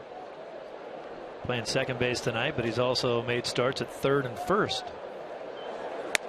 Even though he's not here anymore, he was a guy that played for Joe Madden last year and started to get into that whole you can play anywhere type versatility that we saw for years from a lot of the Rays. Sean Rodriguez recently, of course, Ben Zobrist no longer with the team, but he was a guy that moved all over. The Red Sox have taken a page out of that book with all the movement, as Gary Streisky mentioned early on in this game. Now with Alan Craig out there, I guess you could still say the same thing. Every guy in the outfield started their career as an infielder. Are you surprised with the amount of success that, say, Mookie Betts has been able to have as a center fielder, keeping in mind that this time last year he was in Portland, Maine, the Portland Sea Dogs as a second baseman? I'm surprised with his natural instincts. We know he's a great athlete, and the same thing can be said for Brock Holt. A lot easier to go from being an infielder to being an adequate outfielder. But in my estimation, both Mookie and Brock Holt are better than average outfielders. You know, Mookie has done nothing wrong out there. He's made some sensational catches. Brock Holt gets to everything that's hit to him. That's definitely above average. A 2-out base hit for Logan Forsythe. He follows up a double that he had in the 3rd, so 2 for 3 night going here for the Rays second baseman. When you make a move like that, you can go stand out there and be adequate at the position. Someone hits you the ball, you can catch it, but taking it a step farther and knowing how to position yourself and getting great jumps and getting good reads off of balls off the wall or into the gaps and taking good routes, all that stuff comes with time. That kid hasn't had any time to learn it, and he's on top of it. You played center field here for the Red Sox. How hard is center field to play here at Fenway? Center field's not that tough. It's the easiest angle on any ball hit to you except for the one straight at you. The tough part is the triangle out there because it's a long ways away, and there's some crazy angles out there that you're never going to see anywhere else.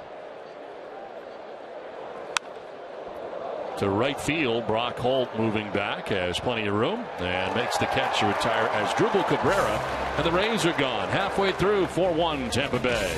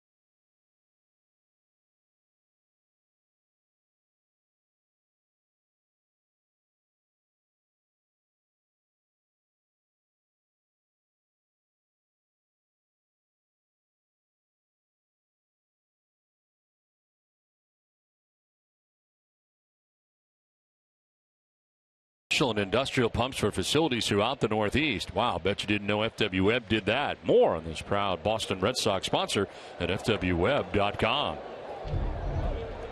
4-1 Tampa Bay on top of Boston. Sandy Leon leading it off here for the Red Sox in the home half of the fifth. Tries to bunt it and bunts it foul. The shift on for him, and Longoria on the left side of the infield, so he tries to drop the bunt down, but it is a foul ball. Don't miss Red Sox first pitch, presented by Joseph Abboud, available at Men's Warehouse tomorrow at 5:30. They have interviews with players from the 1975 Red Sox team, leading up the ceremony commemorating the team's 40th anniversary. And there he is. Joseph Abboud in the house tonight.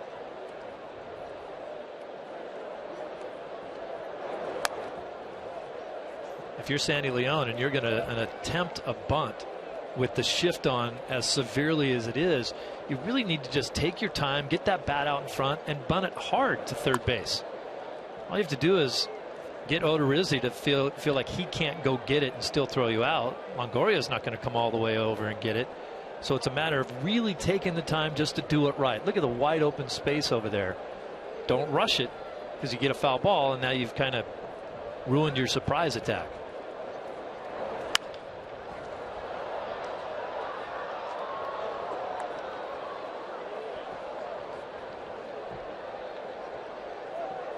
We saw Blake Swihart make 2 straight starts after joining the Red Sox. Tonight it is Leon. Foul tip, kind of an emergency swing. Still 1-2.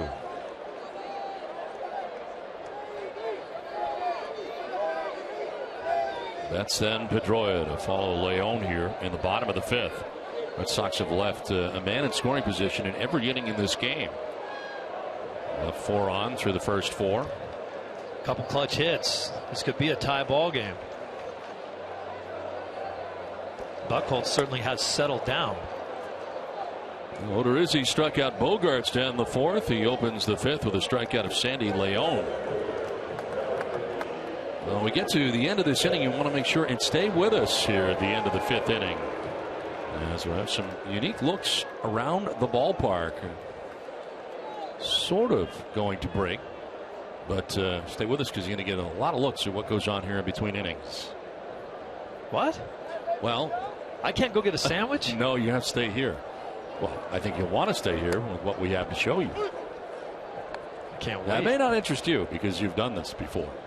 The in-between innings and what you do to get ready for the next inning. A few times. Once or twice. Mookie Betts. He'll take a pitch down low.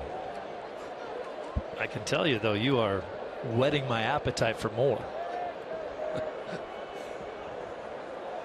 Dustin Pedroia, 1 for 2. Waiting on deck. Here's a fly ball to center field.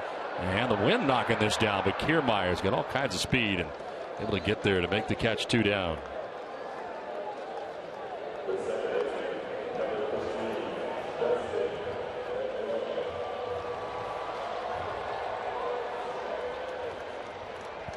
So 2 down here in the inning, and Dustin Pedroia coming up. Dustin doubling in the first, fly down to center in the 3rd.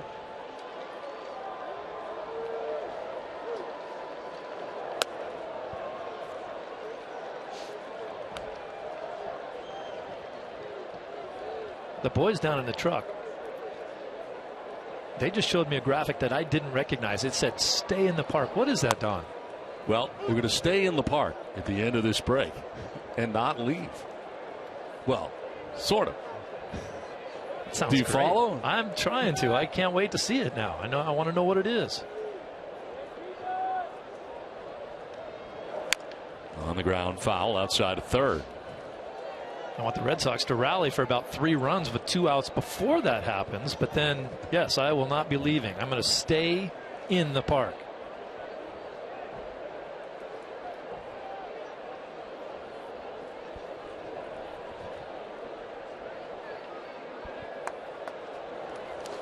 Pedroia looked like he went around. They check he did.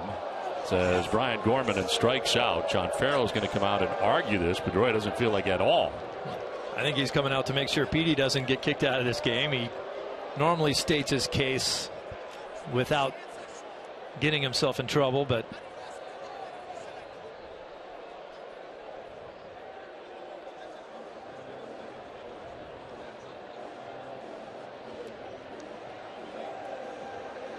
so it is strike 3 in the end of the inning. 6 strikeouts for Odorizzi. Southwest is having a sale, so you can put the old garage band back together, even if it never made it out of the garage.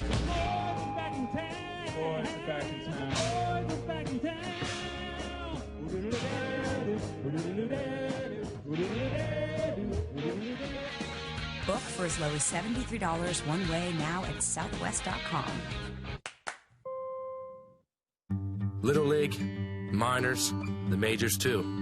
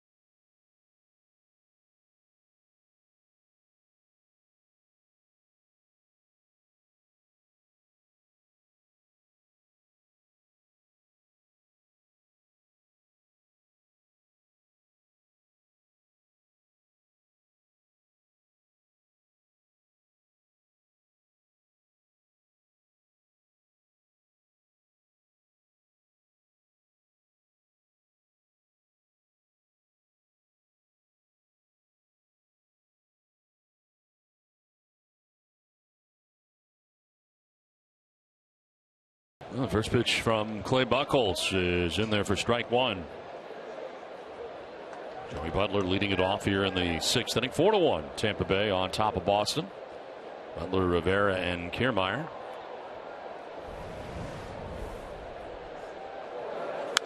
This one fouled off to the right out of play. 0-2. Did you learn anything in between innings? I was riveted. I was watching guys get ready. I saw some guys getting right here.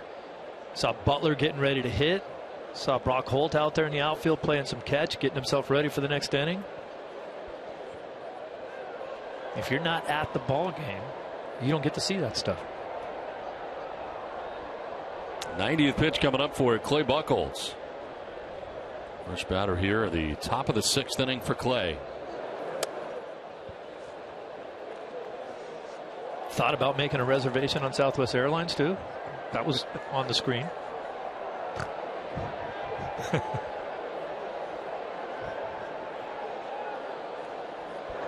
1-2 pitch and a swing and a miss. Joey Butler chases after that, becomes the 5th strikeout victim for Clay Buchholz. This is to a guy who felt very comfortable against him early in the ball game. There's a nasty breaking ball down and away. It's a good pitch to entice a guy to swing at it. Remember, Butler went deep earlier in this one. Meek Insurance, great service, great coverage, and a great price for auto, home, or life insurance. One out in the 6th inning. Rene Rivera. 0 for 2 from his number 9 spot in the order. He's lined to right, struck out swinging.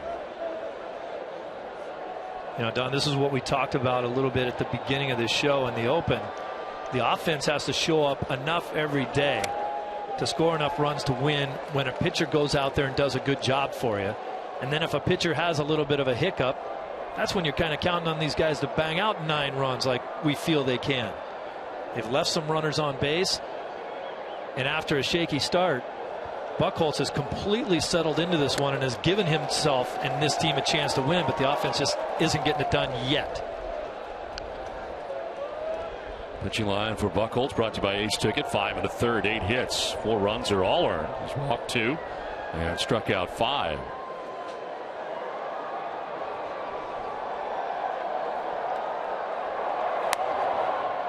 Close pitch, called a ball.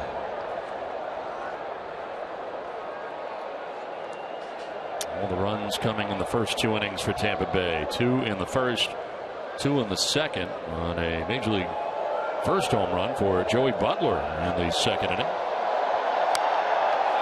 Foul and out of play.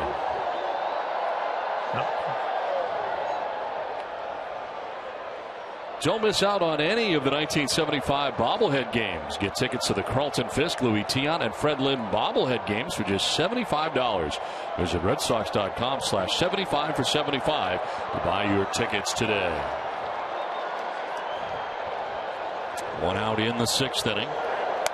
And a swing and a miss, elevated at 93 miles an hour to strike out Rivera. Back-to-back strikeouts for Clay Buchholz.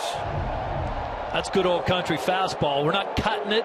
We're not sinking it. We're four-seaming that right by you upstairs with 2 strikes. And it's still good velocity as he nears 100 pitches in this outing. Yeah, his pitch count has been manageable when you're talking about trying to get through the 6th here. And he had about a 30-pitch inning in the 3rd inning. So Evan Kiermaier from the top spot of the order, 0 for 3. Rounding out to Pedroia at second base twice, and lining out to Brock Holt in right field last time up.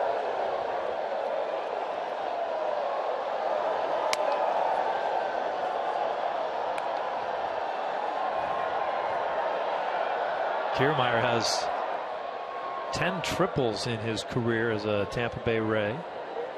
Carl Crawford, of course, the all-time leader, franchise leader in triples. They both got their 10th triple on the exact same game, 129 games into their career. I'm not sure if Kiermaier is going to bang out as many triples as Crawford did, but he's at the same pace.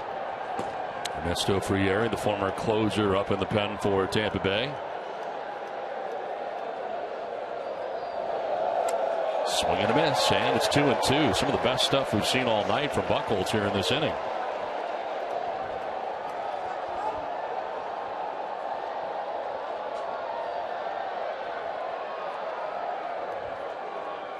Got to get the boys in there and swing the bats.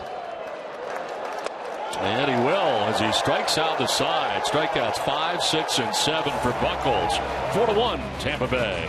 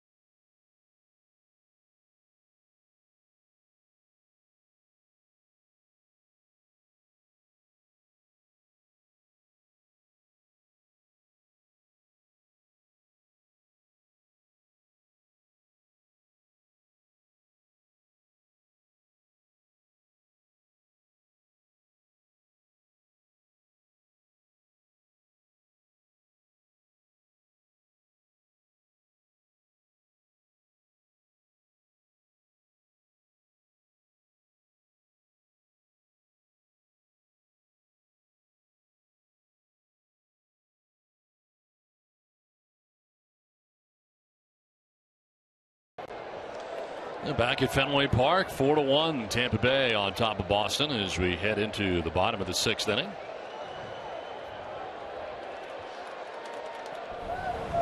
Jake Odorizzi dealing with 3, 4, and 5. Ortiz pops it up with a shift on here, and it is the second baseman Forsythe who dropped the ball. Can't make the catch, and Big Papi is aboard. You could almost smell that coming. He had so far to go, basically into center field, and right now he's kind of scuffling. He thinks he has it, but he's still got a little ways to go and never gets there.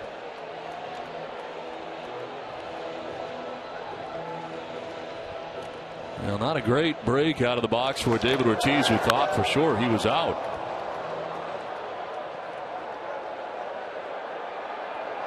Turns out he is aboard at first base.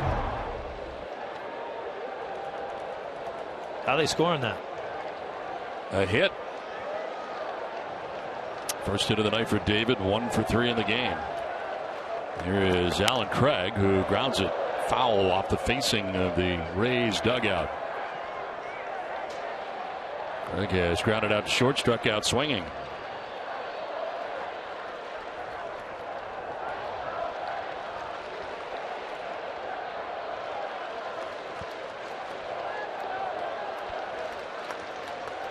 Alan Craig over the last couple seasons has been one of the best productive hitters in the major leagues with runners in scoring position. Wide off the glove of Cabrera into left field. Throw to second base. They may have a force out, but Ortiz just beats it. Wow. And we'll see if Kevin Cash comes out to argue this as Ortiz. Cabrera wants him to. Yes. They've had trouble getting to second base. Ball hit so hard out there to DeJesus, they had a shot at the force out. Watch David off the base. He has to freeze right there because if Cabrera catches that ball, he's got to be able to get back. And then, of course, Ortiz, that's a lot of body to get moving again when you're thinking maybe I have to get back to first base and then hustling into second.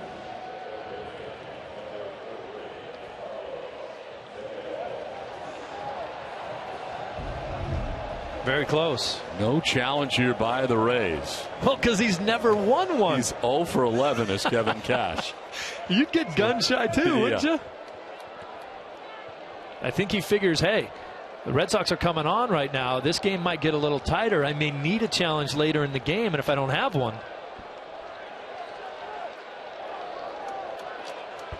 So 2 on and nobody out now. And Sandoval chops one right side. Forsythe's going to go to second for the out there. Back to first, a double play. With him going to his left, didn't think they were going to be able to turn it, but they do. 4 to 6 to 3 on the twin killing as Ortiz takes third base. Well, that's just a chopper to the right side with a very slow running Sandoval. And once again, the Sox in a situation with 2 outs and a guy on third base. Chance to drive him in with a clutch hit. Drupal Cabrera getting taken out there, but hung with it. Played a nice shortstop tonight so far for Tampa Bay. Mike Napoli 0 for 2. He's lined out to center, flied out to left. Bats with David Ortiz 90 feet away. Red Sox trying to get closer. Trailing by 3 here in the bottom of the 6th. And a foul tip for strike 1. And for Jake Odorizzi, the pitching line is brought to you by your Eastern Lexus dealers. 5 2/3 has scattered 7 hits, only the 1 run. RBI triple for Xander Bogaerts. Behind him, Xavier Cedeno and Ernesto Frieri. Now, I've always been a big fan of the way Napoli plays the game. I mean, he has a lot of fun playing it. He's got a great job in this game because his job is to hit the ball as far as he can hit it, and that's the way he swings the bat. He swings the bat like he's playing beer league softball. But in a situation like this, you got to cut down, get a base hit, and drive that guy in. You don't really have to hit one 4 miles here. It's nice to hit a home run, but right now that run needs a score. Shorten it down a little bit, think the opposite field gap, come up with a base hit, and get a clutch run to keep this offense going.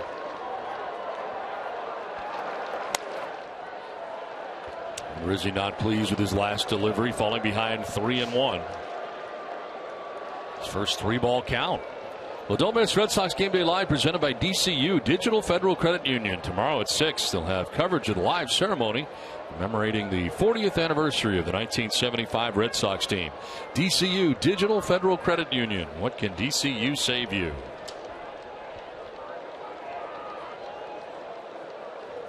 Mike Napoli in a good spot here with a count of 3-1.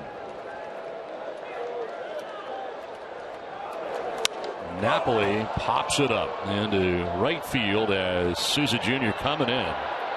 He's been an adventure too. Puts it away to end the inning. We are through 6, 4-1 Tampa Bay.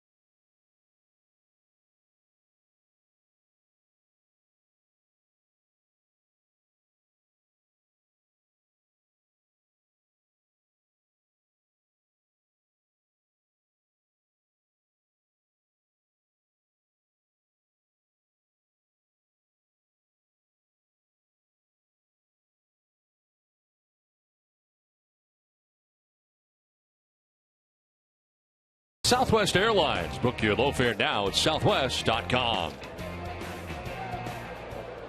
Clay Buchholz up over 100 pitches back out there for the 7th, at least to begin it.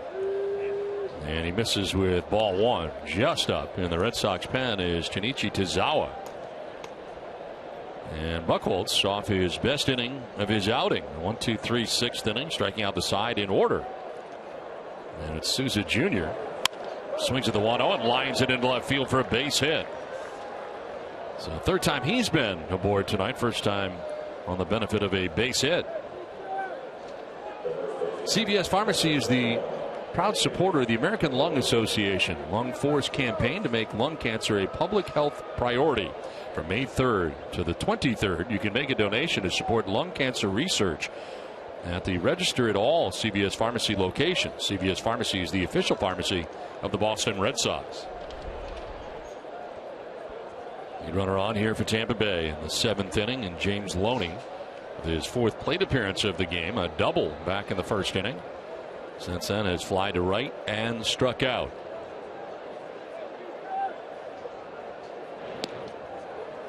So typical of the way baseball is played that you see a starting pitcher who kind of settled in, gets up over 100 pitches, gets into the 7th, and that first guy gets on somehow, and then they're starting to scramble around to figure out if he's really in trouble, and if he is, they're going to get him out of there.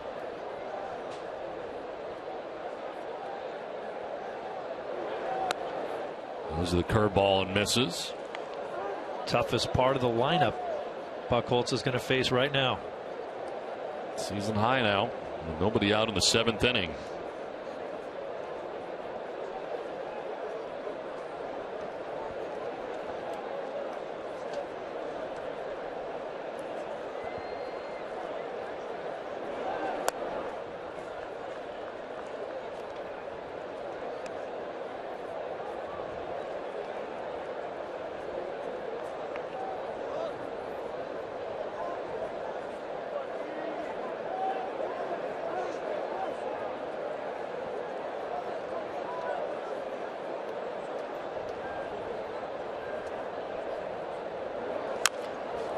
A dribble in front of the plate that is ruled a fair ball.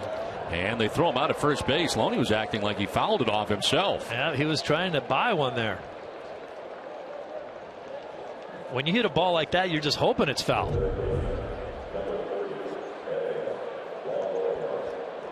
Right off the corner in foul territory behind the plate, but it's not where it hits there, it's where it ends up.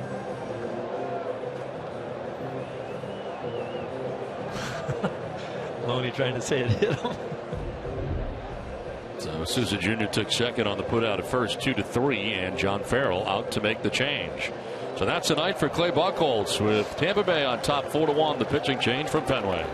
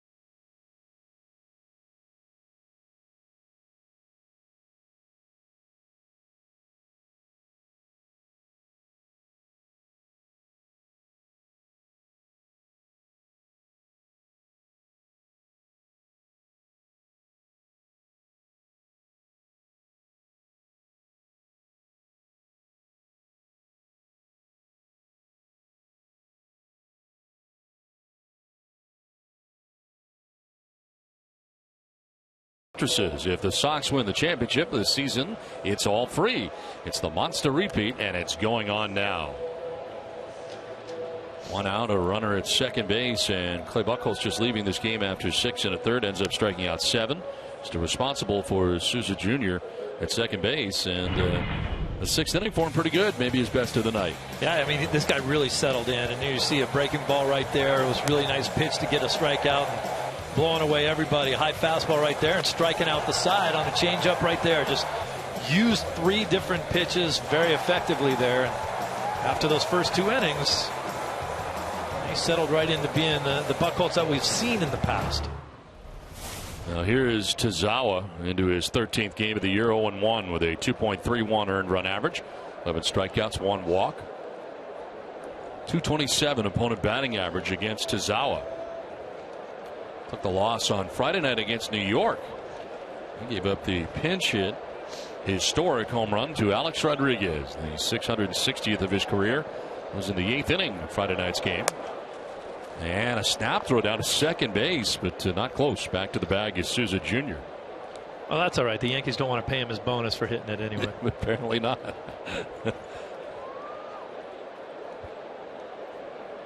Evan Longoria, 1 for 3 in the game, a double back in the first inning.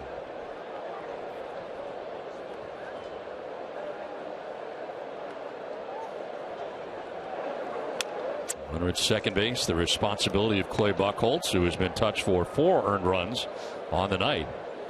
Not a lot of success for Evan Longoria against Tazawa. This is a Rays team that put up 4 runs in the first 2 innings. This is a team that scored 2 or fewer runs in half of their games this year.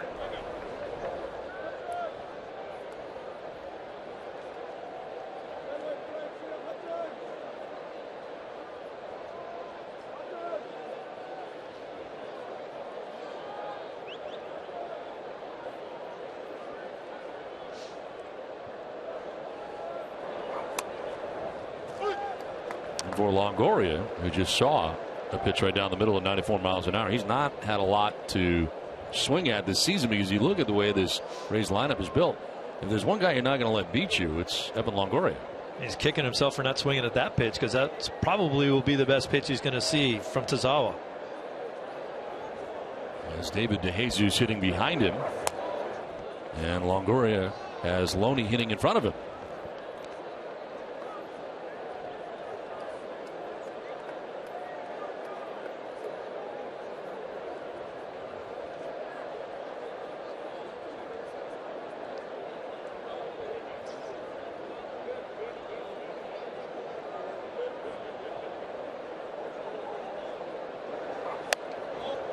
Framed there by Leon, but it is called a ball. Like a pretty good pitch, but down to first base goes Longoria as Tazawa walks first batter that he faces.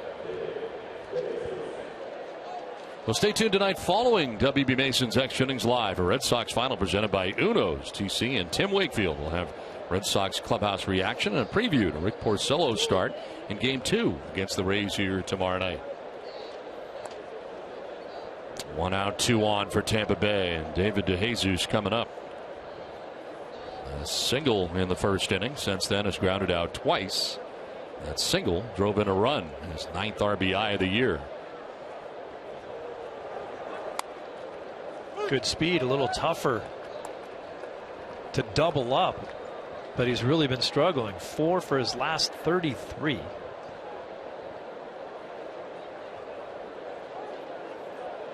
A little concern over Tazawa also. He's allowed runs in 3 of his last 4 appearances. Very unusual for him.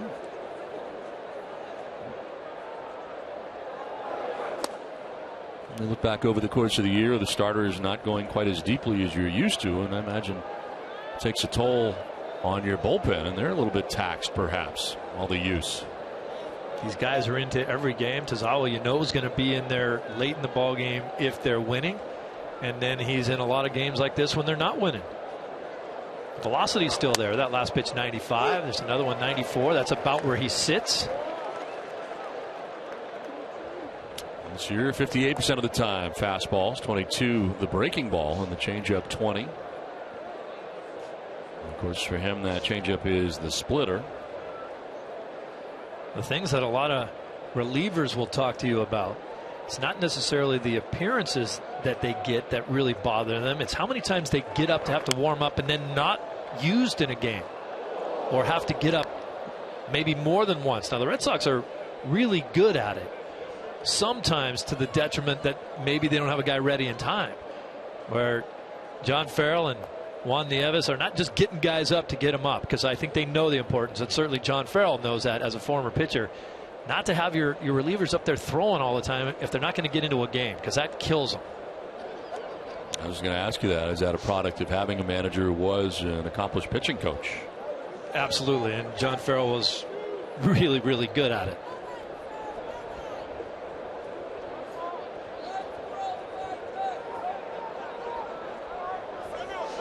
Timeout very late, and going through the pitch as he should was Tazawa. John Farrell did not like the timing of that at all. Very late. It's the umpire's discretion. He does not have to give time.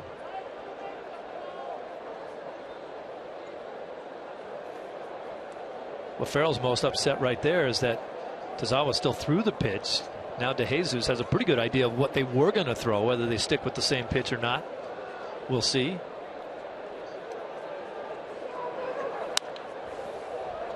Foul back, 95 on the fastball.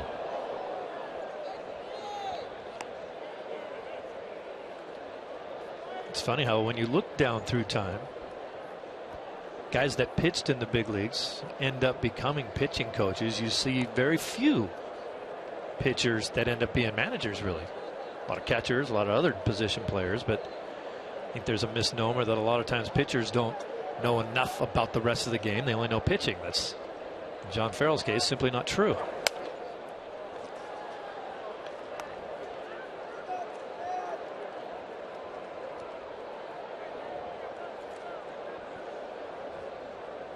Two balls, 2 strikes here to DeJesus.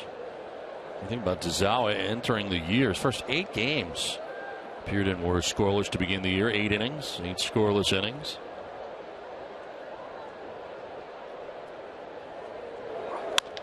On the ground right side and into right field. A base hit for DeJesus. Souza Jr. being waved around. Throw from Holt is going to be up the line. The run is in. And Tampa Bay ups their lead to 5-1. That run is charged to Clay Buchholz and will close the book on Clay, who is touched for 5 runs in 6 1/3 innings. That run right there is also a product of being in double play depth. If you're playing normal depth, if you're not trying to turn a double play, Petey goes over and just catches this ball and throws him out at first. But because you have to play for the double play, he's in about 10 or 15 feet closer than he would be to home plate and closer to second base.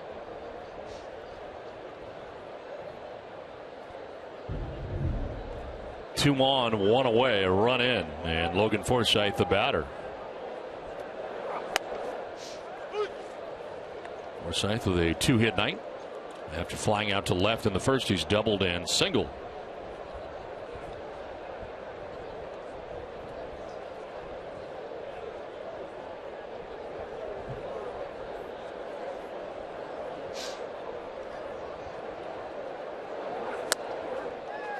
Lead on that cut, 95 miles an hour and by him. So all the guys in the Tampa Bay lineup, and there was 4 of them that came into this game on a hitless streak of at least a minimum of 0 for 13. Souza's been hit by a pitch, walked, and got a hit and scored a run. DeJesus has 2 hits. Cabrera has 2 hits. And Rene Rivera, who was 0 for 13, is the only guy of that group that's gone hitless in tonight's game. Guess they were due.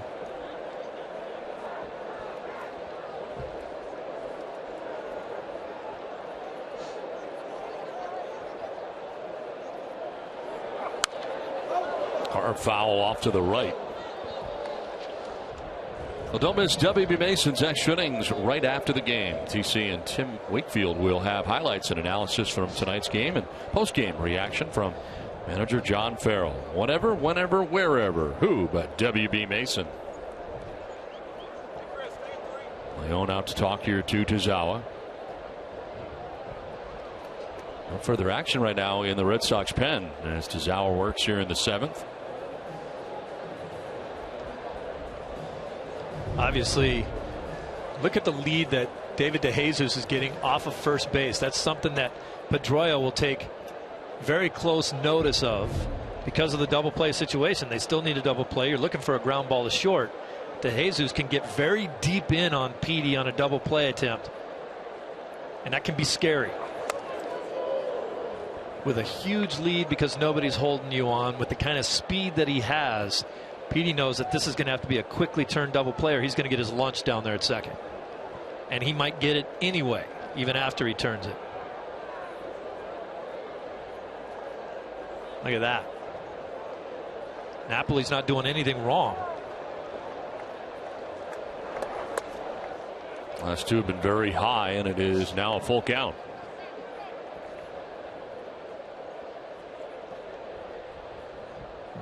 Such a great interview that we saw and has been running over the last week or so with Jerry Remy, who sat down with Petey and talked about all the situations that come up at second base. So insightful how many checkpoints you go through. Look at all the places he's looking around. And I can guarantee you one of them is that DeJesus, how close is he going to get to me? Last 3 have been up and at 94 miles an hour. That is ball 4. That's the second walk given up by Tazawa. As Craig Breslow just up in the Red Sox pen and Juan Nieves headed out.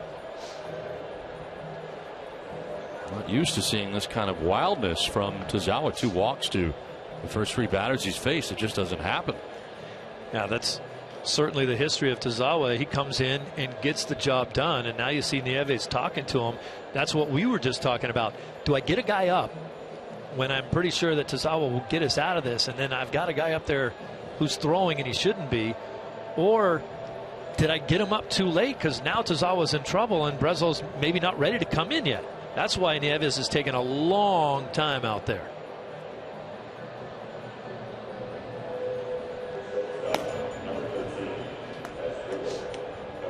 Bases loaded, 1 out, a run already in for Tampa Bay here in the 7th inning. They've upped their lead to 5-1. Second time they've had a 4-run lead in this contest, and as Asdrubal Cabrera, the batter, to hit 90, is singled twice to right before flying out to right in the 5th.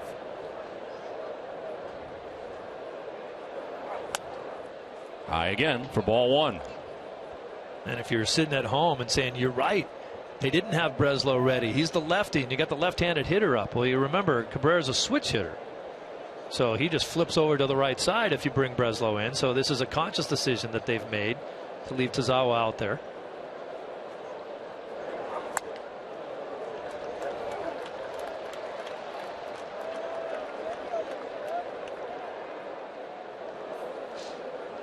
Longoria at third, De Jesus at second, Forsythe at first with 1 out.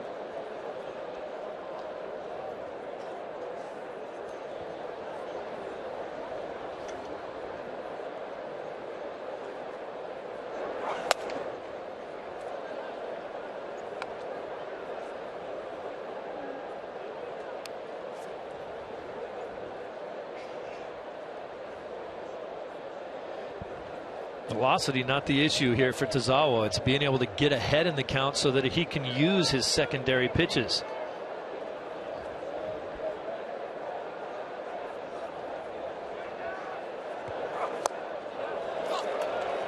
Finally getting the fastball down. And they get Cabrera to chase it. 2-2.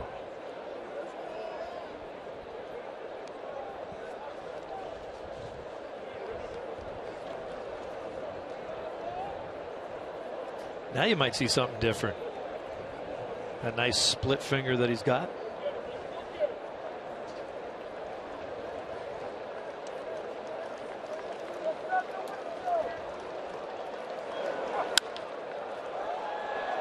Popped up left side. Sandoval and Bogaerts, and look out. It is Bogaerts who makes the catch over the glove of Sandoval. There's out number 2, and that was an adventure. They talk it over after the fact.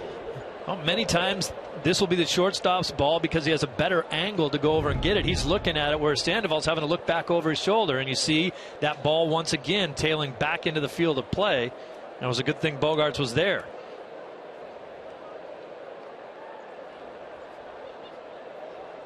See, this ball's a tougher play for Sandoval. Bogaerts looking straight in at it. Sandoval's almost having to look over his head to find it. Same thing on the first base side. That's why the second baseman will come over and take it from the first baseman. There is Joey Butler with the bases loaded, 2 down. But I'm not sure there was a lot of communication on that ball, and it was just a good thing that Bogaerts was there. It was a good thing, because I don't think Pablo was going to make that catch. He was not.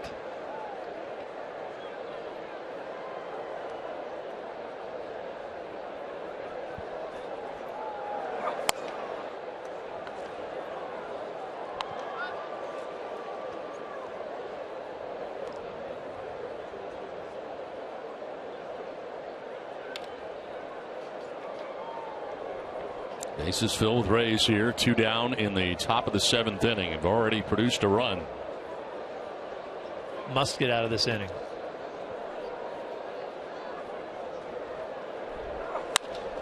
Butler lines one just foul.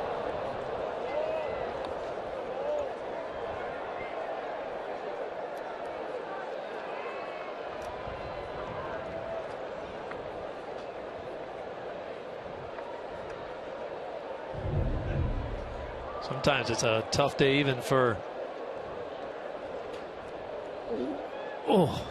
Schinberger.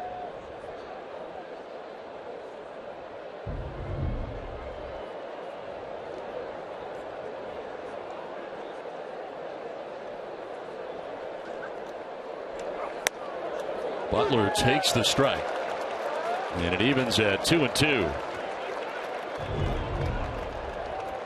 Gutsy call going in here. Boy, that's a filthy pitch right there. Knee high, inside paint to a guy who's already left the yard once.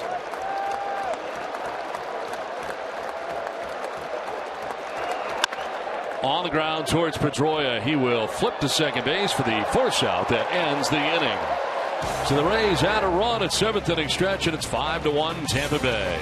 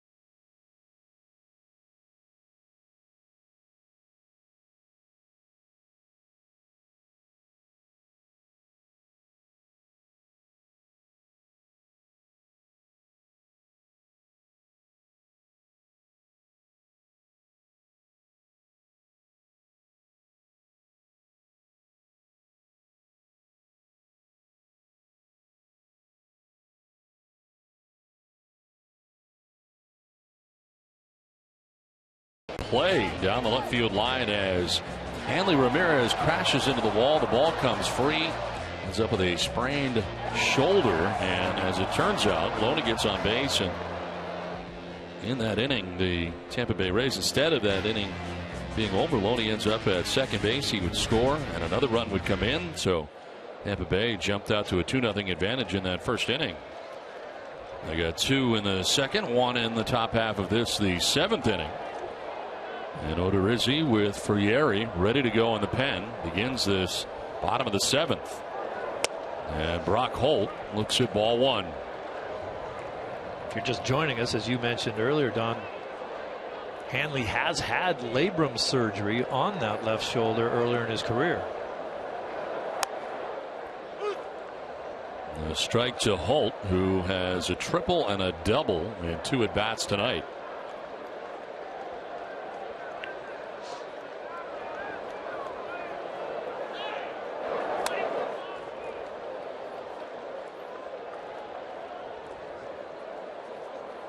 Next pitch for Odorizzi will be the 100th of his outing.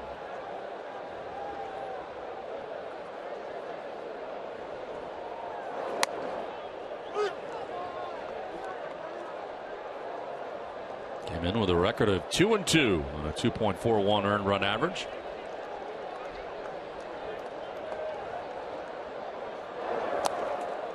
And on a team where he's not received a great deal of run support this year, a team that hasn't scored great many runs. He's gotten 5 runs of support tonight so far and made good. So windfall.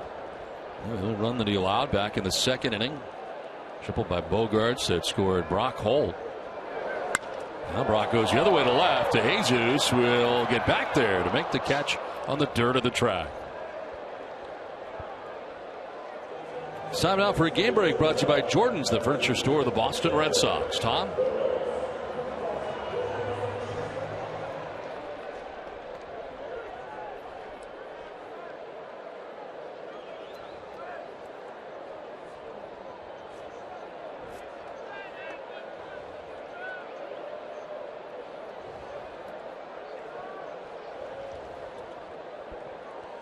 Well, I guess they're not perfect after all, but boy, were they impressive this weekend.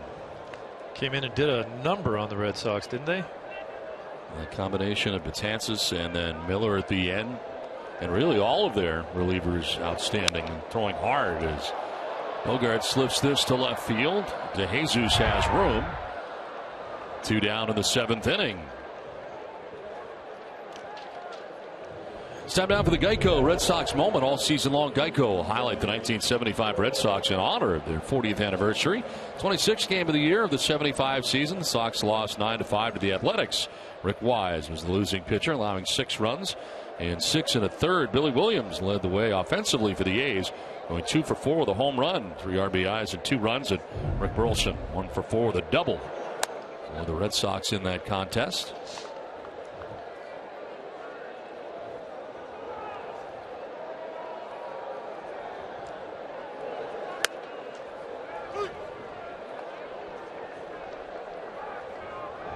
Sandy Leon with 2 down here in the 7th.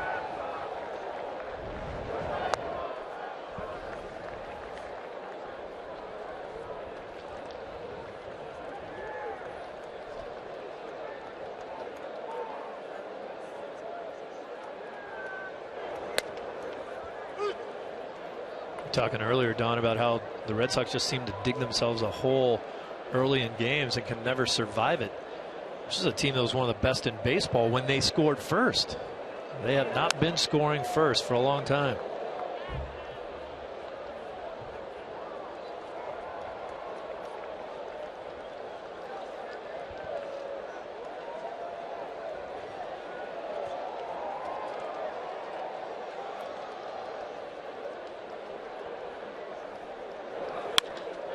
To center field, Kiermaier is there, and he puts it away. It's a 1-2-3 7th inning for Oda Rizzi. We go to the 8th, 5-1 Tampa Bay.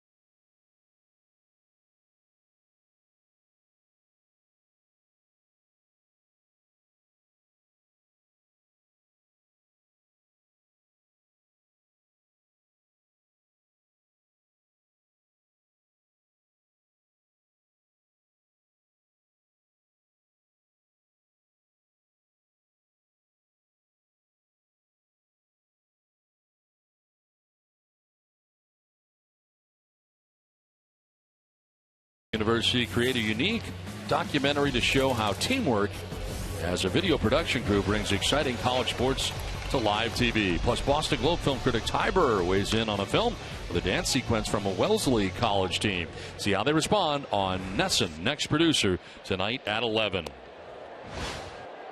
5-1, the Tampa Bay Rays on top of the Red Sox. Into the 8th we go.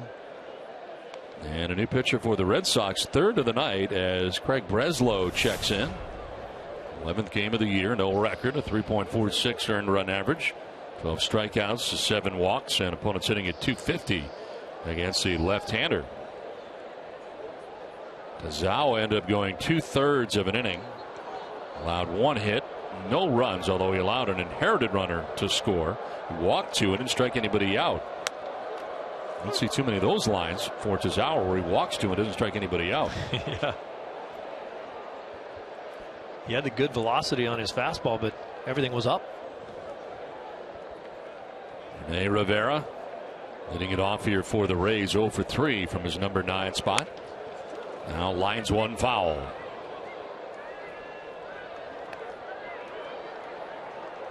All the runs the Rays have tonight charged to the Red Sox starter Buchholz, who went 6 1/3, touched for 5 runs. And on the hook with the Red Sox trailing here by 4.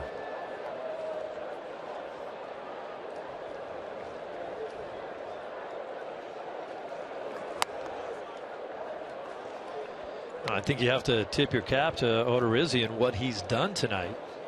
But at the same time, do you wonder, was he that good, or is it a combination of him doing a good job? No question about that. And the Red Sox offense just really kind of slumping right now and not being able to string anything together and do any serious damage. Odorizzi goes 110 pitches in 7 innings and finished off with a hoped would be a quick inning for him, and it was a 1-2-3-7, getting Holt, Bogarts, and Leon.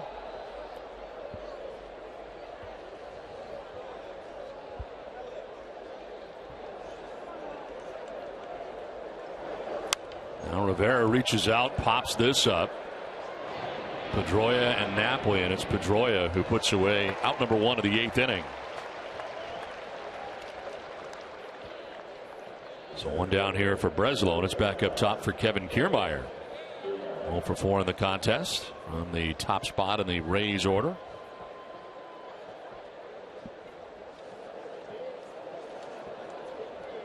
Now, last night Breslow worked in the ball game, gave up hits to all 3 batters that he faced in the 6th inning. Allowed a 3-run home run to Brett Gardner. There's a ground ball to second base, picked by Pedroia. 2 down in the inning.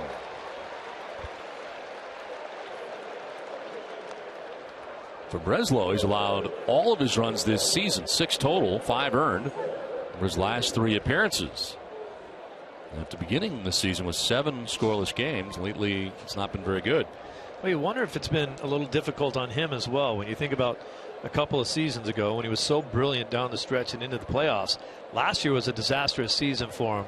Really good spring this year, and so far this season, the way everything's kind of played out, he really hasn't been in the role that he thought he'd be in a lot of situations. A lot of mop-up kind of situations when he's out there, or, not really pitching in significant innings late in ball games where he'd like to be. On a line to left and down towards the corner, Alan Craig over to dig it out. As digging his way to second base is Steven Souza Jr. with a 2-out double. His 2nd hit of the night, 4th time that he's been on base.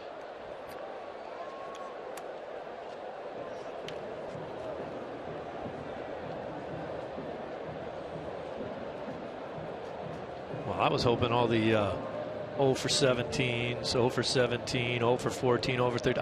I was hoping that would be a significant storyline for this entire series. Gone after one night. Rays bats come alive here in game 1 of the series. And James Loney, 1 for 4 tonight, doubled back in the 1st inning. Came around to score.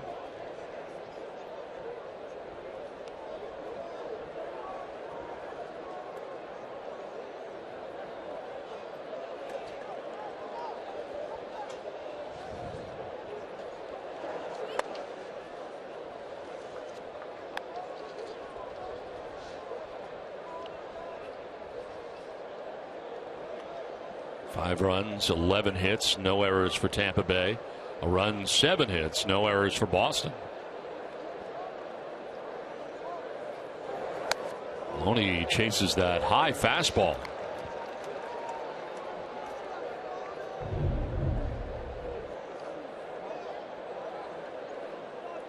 Make sure you get it up over there. Left-handed hitters, generally low ball hitters.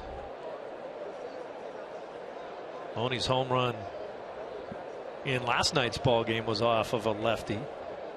His first home run off of a left-handed pitcher since June 7th of 2014. Sneaking up on a year ago.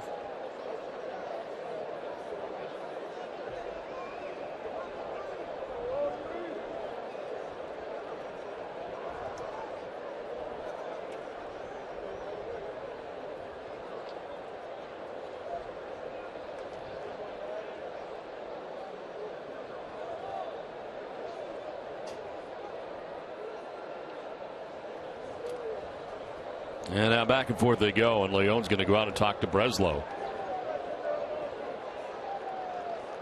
Shook off everything that he has as with 2 outs here. They get Steven Souza Jr. out there at second base a while. They've got it ironed out and ready to deal here with Loney with a count of 2-1. Very deep out there in right field is Brock Holt. And Loney hits the fly ball to left center field. Alan Craig is there to make the catch that ends the top of the 8th inning. We head for the bottom of the 8th, 5-1 Tampa Bay.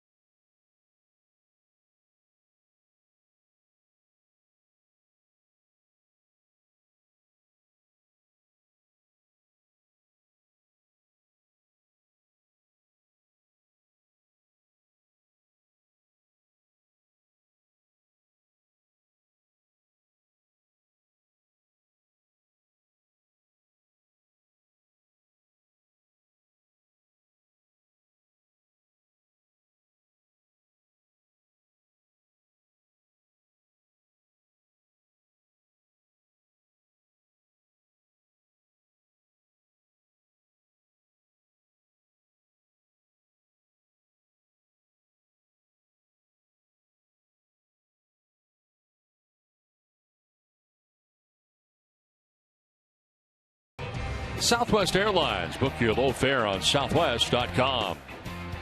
Toyota's website for deals via toyota.com. Digital Federal Credit Union. See what DCU can save you. Sullivan Tire and Auto Service. Thank you, New England, for 60 great years. And by Audi. Experience the new Audi A3 today. 8th inning, and Mookie Betts to get it started against the new Tampa Bay pitcher Ernesto Frieri, coming on for Jake Odorizzi. Ernesto Frieri's 11th appearance, 1-0 with a 4.22 earned run average.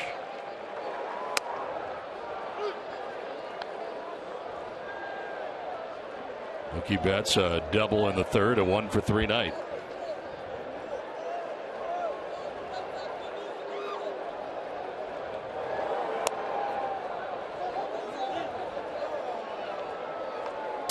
Did not go. Odorizzi tonight went 7 innings, 7 hits, a run, did not walk anybody, and struck out 6. Trying to pick up his 3rd win of the year, came in at 2-2. As the Rays hand it off to the bullpen here.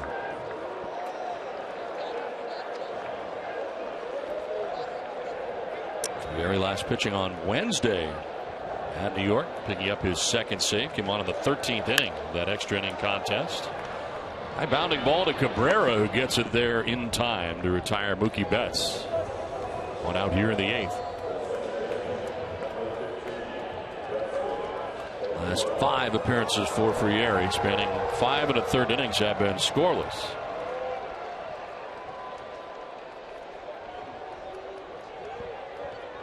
One down for Dustin Pedroia.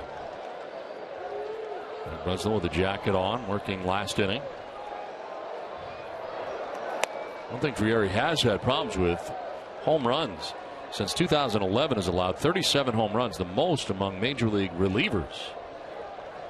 Well, the Red Sox need to get some guys on base before they try to go bridge, as Eck would say.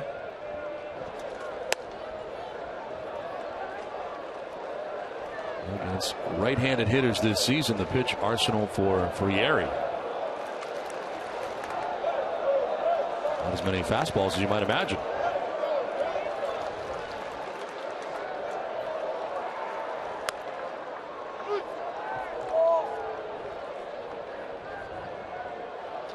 Need to get guys on here over the next 2 innings. Going right through the heart of your lineup here.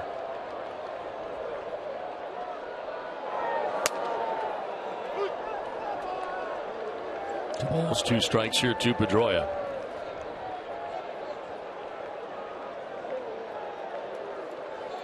Dustin with a double back in the first inning. He's got one of the 7 Red Sox hits.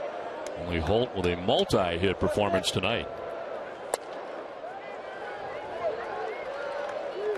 And Holt's last at-bat pretty much represented everything that's unfair about this game. He had a great at-bat.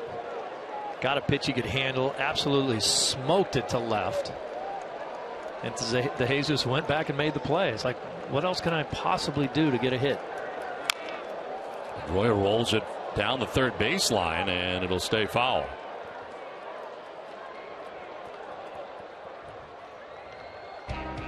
Red Sox baseball on NESN is brought to you by Southwest Airlines. Book your low fare now at southwest.com.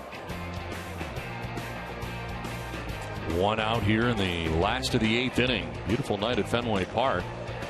Everything but the score for the Red Sox. Warmest night we've had here at Fenway so far this spring.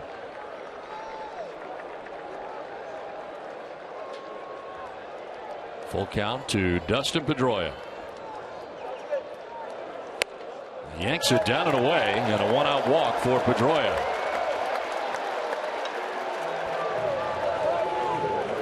Jim Hickey to the phone. Nobody warming right now, but there will be momentarily.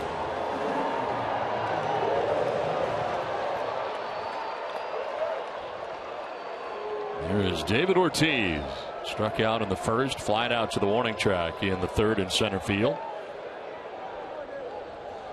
And a base hit to right in the 6th inning.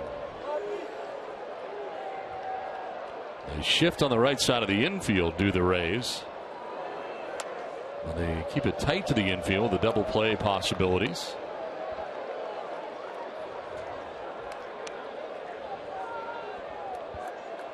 Jepson has not yet thrown a pitch, but he'll be next to warm up here for Tampa Bay. David Ortiz estimates that the shift costs him upwards of 40 hits a year. This will get away, and Pedroia will head to second base.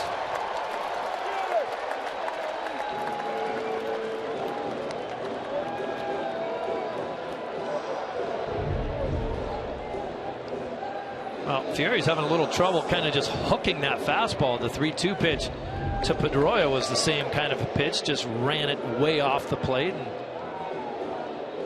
losing your release point a little bit, just hanging on to it a little bit longer than you want to, and the next thing you know, it's gone. Doesn't take much to throw it off by a long way.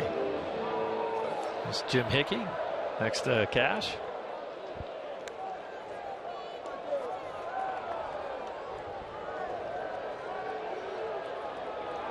Scored a wild pitch, not a pass ball. 2-0 pitch to David Ortiz. And he lifts it in the air down the left field line to Jesus, back onto the warning track. Makes the catch for out number 2. And Pedroia back to the bag at second. Well, David's certainly frustrated. Yeah, I think David really went at that at bat the right way. I think he was just trying to hit a nice easy line drive into left field. Got under it a little bit. He's looking where everybody's playing and thinking, I don't have to hit a home run here. Really want to keep guys on base and keep the pitcher in a little bit of trouble out there, but good intentions didn't work out. Red Sox have left 5 men on, and to this point all of them have been left in scoring position. You got another runner here in scoring position with 2 down in the 8th, and we'll take something from Alan Craig.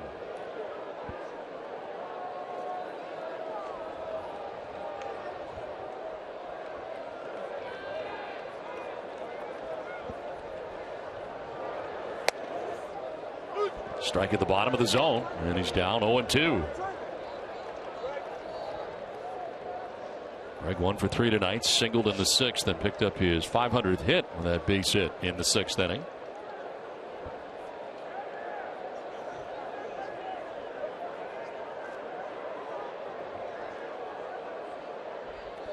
Talking about Craig over the last couple of seasons, one of the best RBI men in all of baseball. In a Red Sox uniform, he's 4 for 34 with runners in scoring position. Make it 4 for 35 as he strikes out here to end the 8th. It's 5-1 Tampa Bay.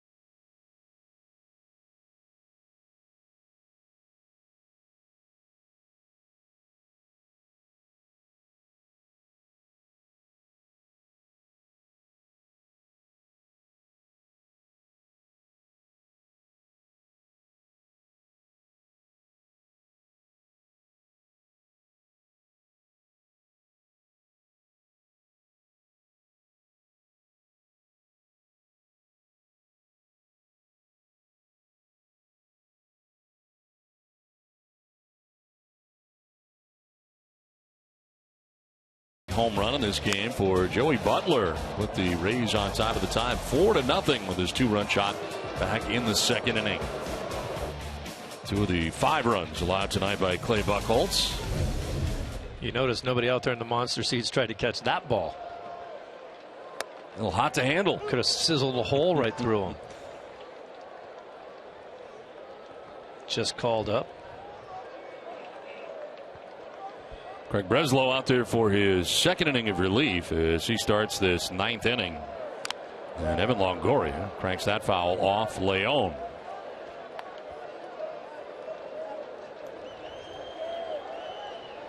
Let's clean the plate is Trip Gibson, giving Leon a little time.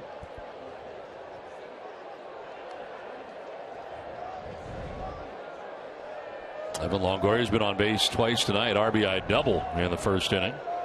And a walk in the 7th.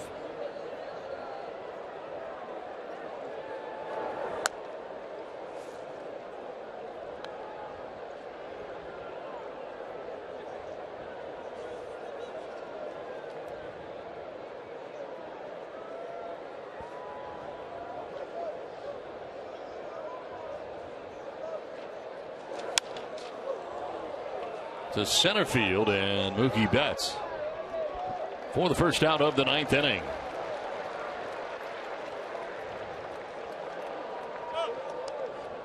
So Longoria retired, and going to have a pinch hitter come up here as up in the bullpen, Erasmo Ramirez warming now for Tampa Bay. Looks like Brandon Guyer is going to pinch hit here for David DeJesus. Jesus had been 2 for 4, driving in 2 runs in this game. And playing pretty well defensively in left field tonight for Tampa Bay.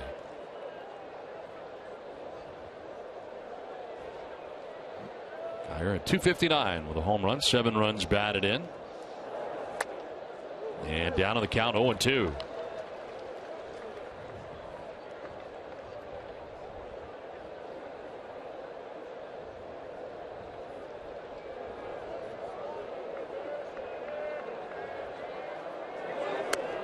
He's basically their leadoff hitter against left-handed starters. That's the way it's worked for him this year. His starts have come. They've come mainly against lefties, and he's led off. And here facing this lefty is a pinch hitter in the top of the 9th. Late swing, a ball biting in on it. Fouls it off. He just caught a handful of bumblebees, what he did right there. Just, oh, get off me, ball.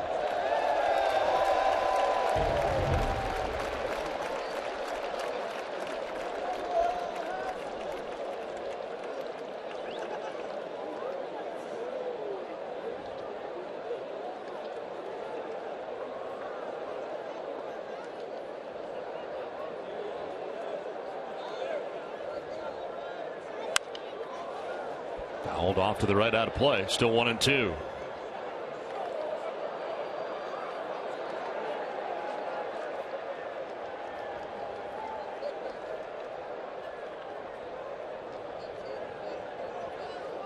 Everybody's wanting to check out the replay of Hanley crashing into that wall.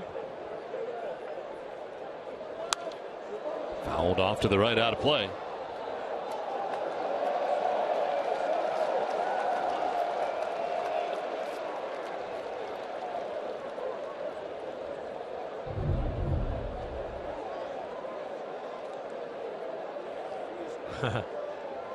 How many things does he have in his hands, and he still caught the ball?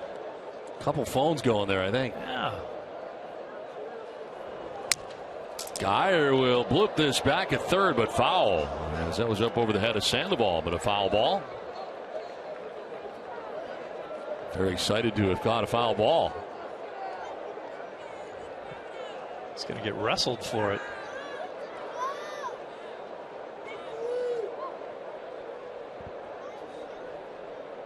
The other guy that caught the ball with, he had like 6 cell phones. He's going to be really happy until he looks at one of his cell phones and realizes that the screen is smashed.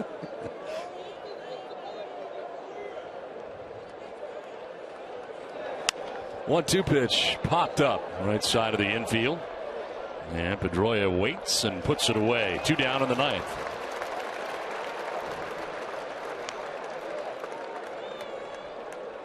Here comes Logan Forsythe with 2 away, and Forsythe has been on base 3 times, a double, a single, and a walk after he had flied out to left back in the first inning.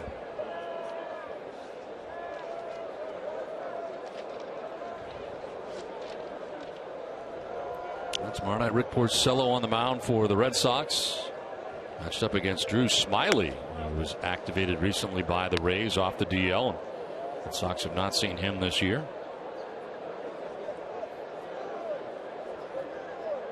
A couple of the starters about ready to get ready for Tampa Bay. Alex Cobb, Moore. Pedroia puts it away, and that is that in the top of the 9th.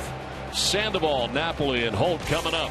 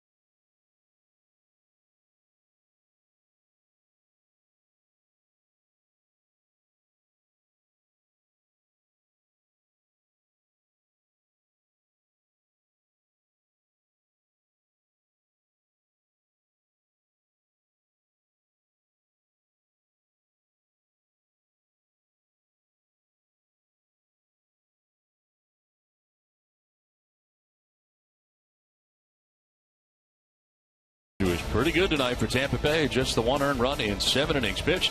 Evan Longoria 1 for 4 with a double, and David DeJesus 2 for 4 in the game. Clay Buchholz goes 6 1/3 and right now on the hook as Buchholz came in at 1 3 into tonight's outing. Brock Holt, only multi-hit performance tonight for the Red Sox, his double and a triple in the game for Holt. Red Sox have work to do as Brandon Guyer stays in the game after pinch hitting for DeJesus. He takes over in left field.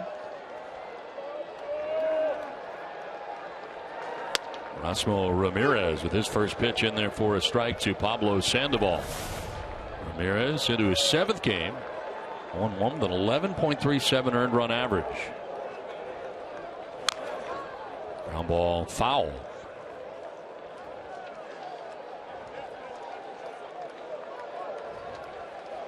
Sandoval has struck out, grounded out, and last time up bounced into a 4-6-3 double play.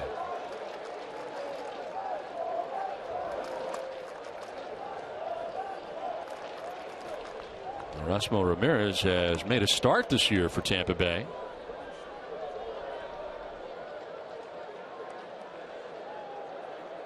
Acquired from Seattle. Ground ball, couple hops out to Forsythe. And Sandoval, the first out of the 9th inning.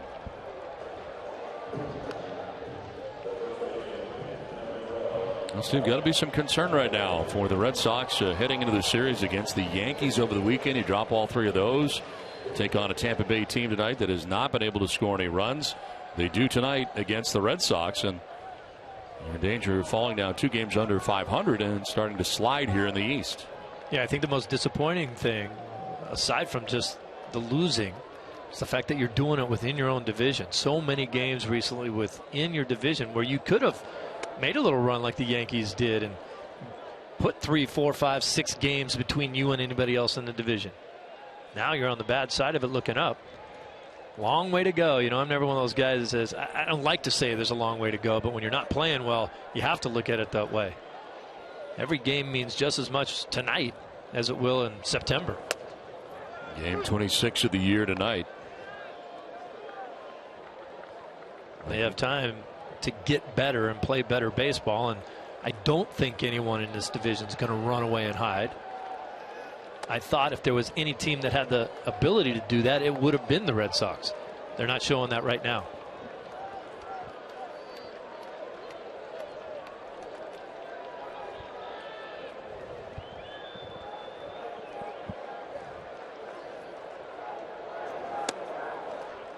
Strike on the outside corner.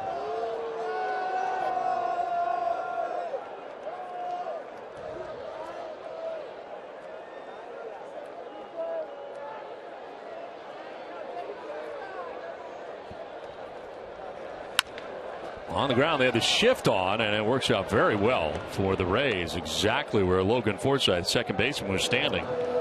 This is the left of second base, and Napoli, his frustrations continue. 2 down. It's kind of strange the way the shift has changed the way this game is played now, but you don't see all that many shifts for right-handed hitters. 2 down in the 9th, and Brock Holt. We highlighted his night. Triple in the 2nd, a double in the 4th. Stung the ball in the 7th, flying out to the warning track. A catch made by David DeJesus.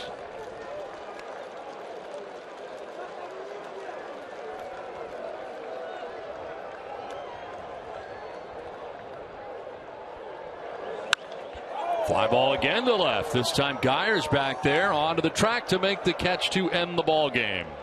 So the Tampa Bay Rays come into Fenway Park and they take the first game of the series and beat the Red Sox 5-1 in the opener. It makes Clay Buchholz the loser in tonight's game, and Clay drops to 1-4 on the season as Boston now drops to 12-14 as a team. Final again, Rays 5, Red Sox 1. Tom?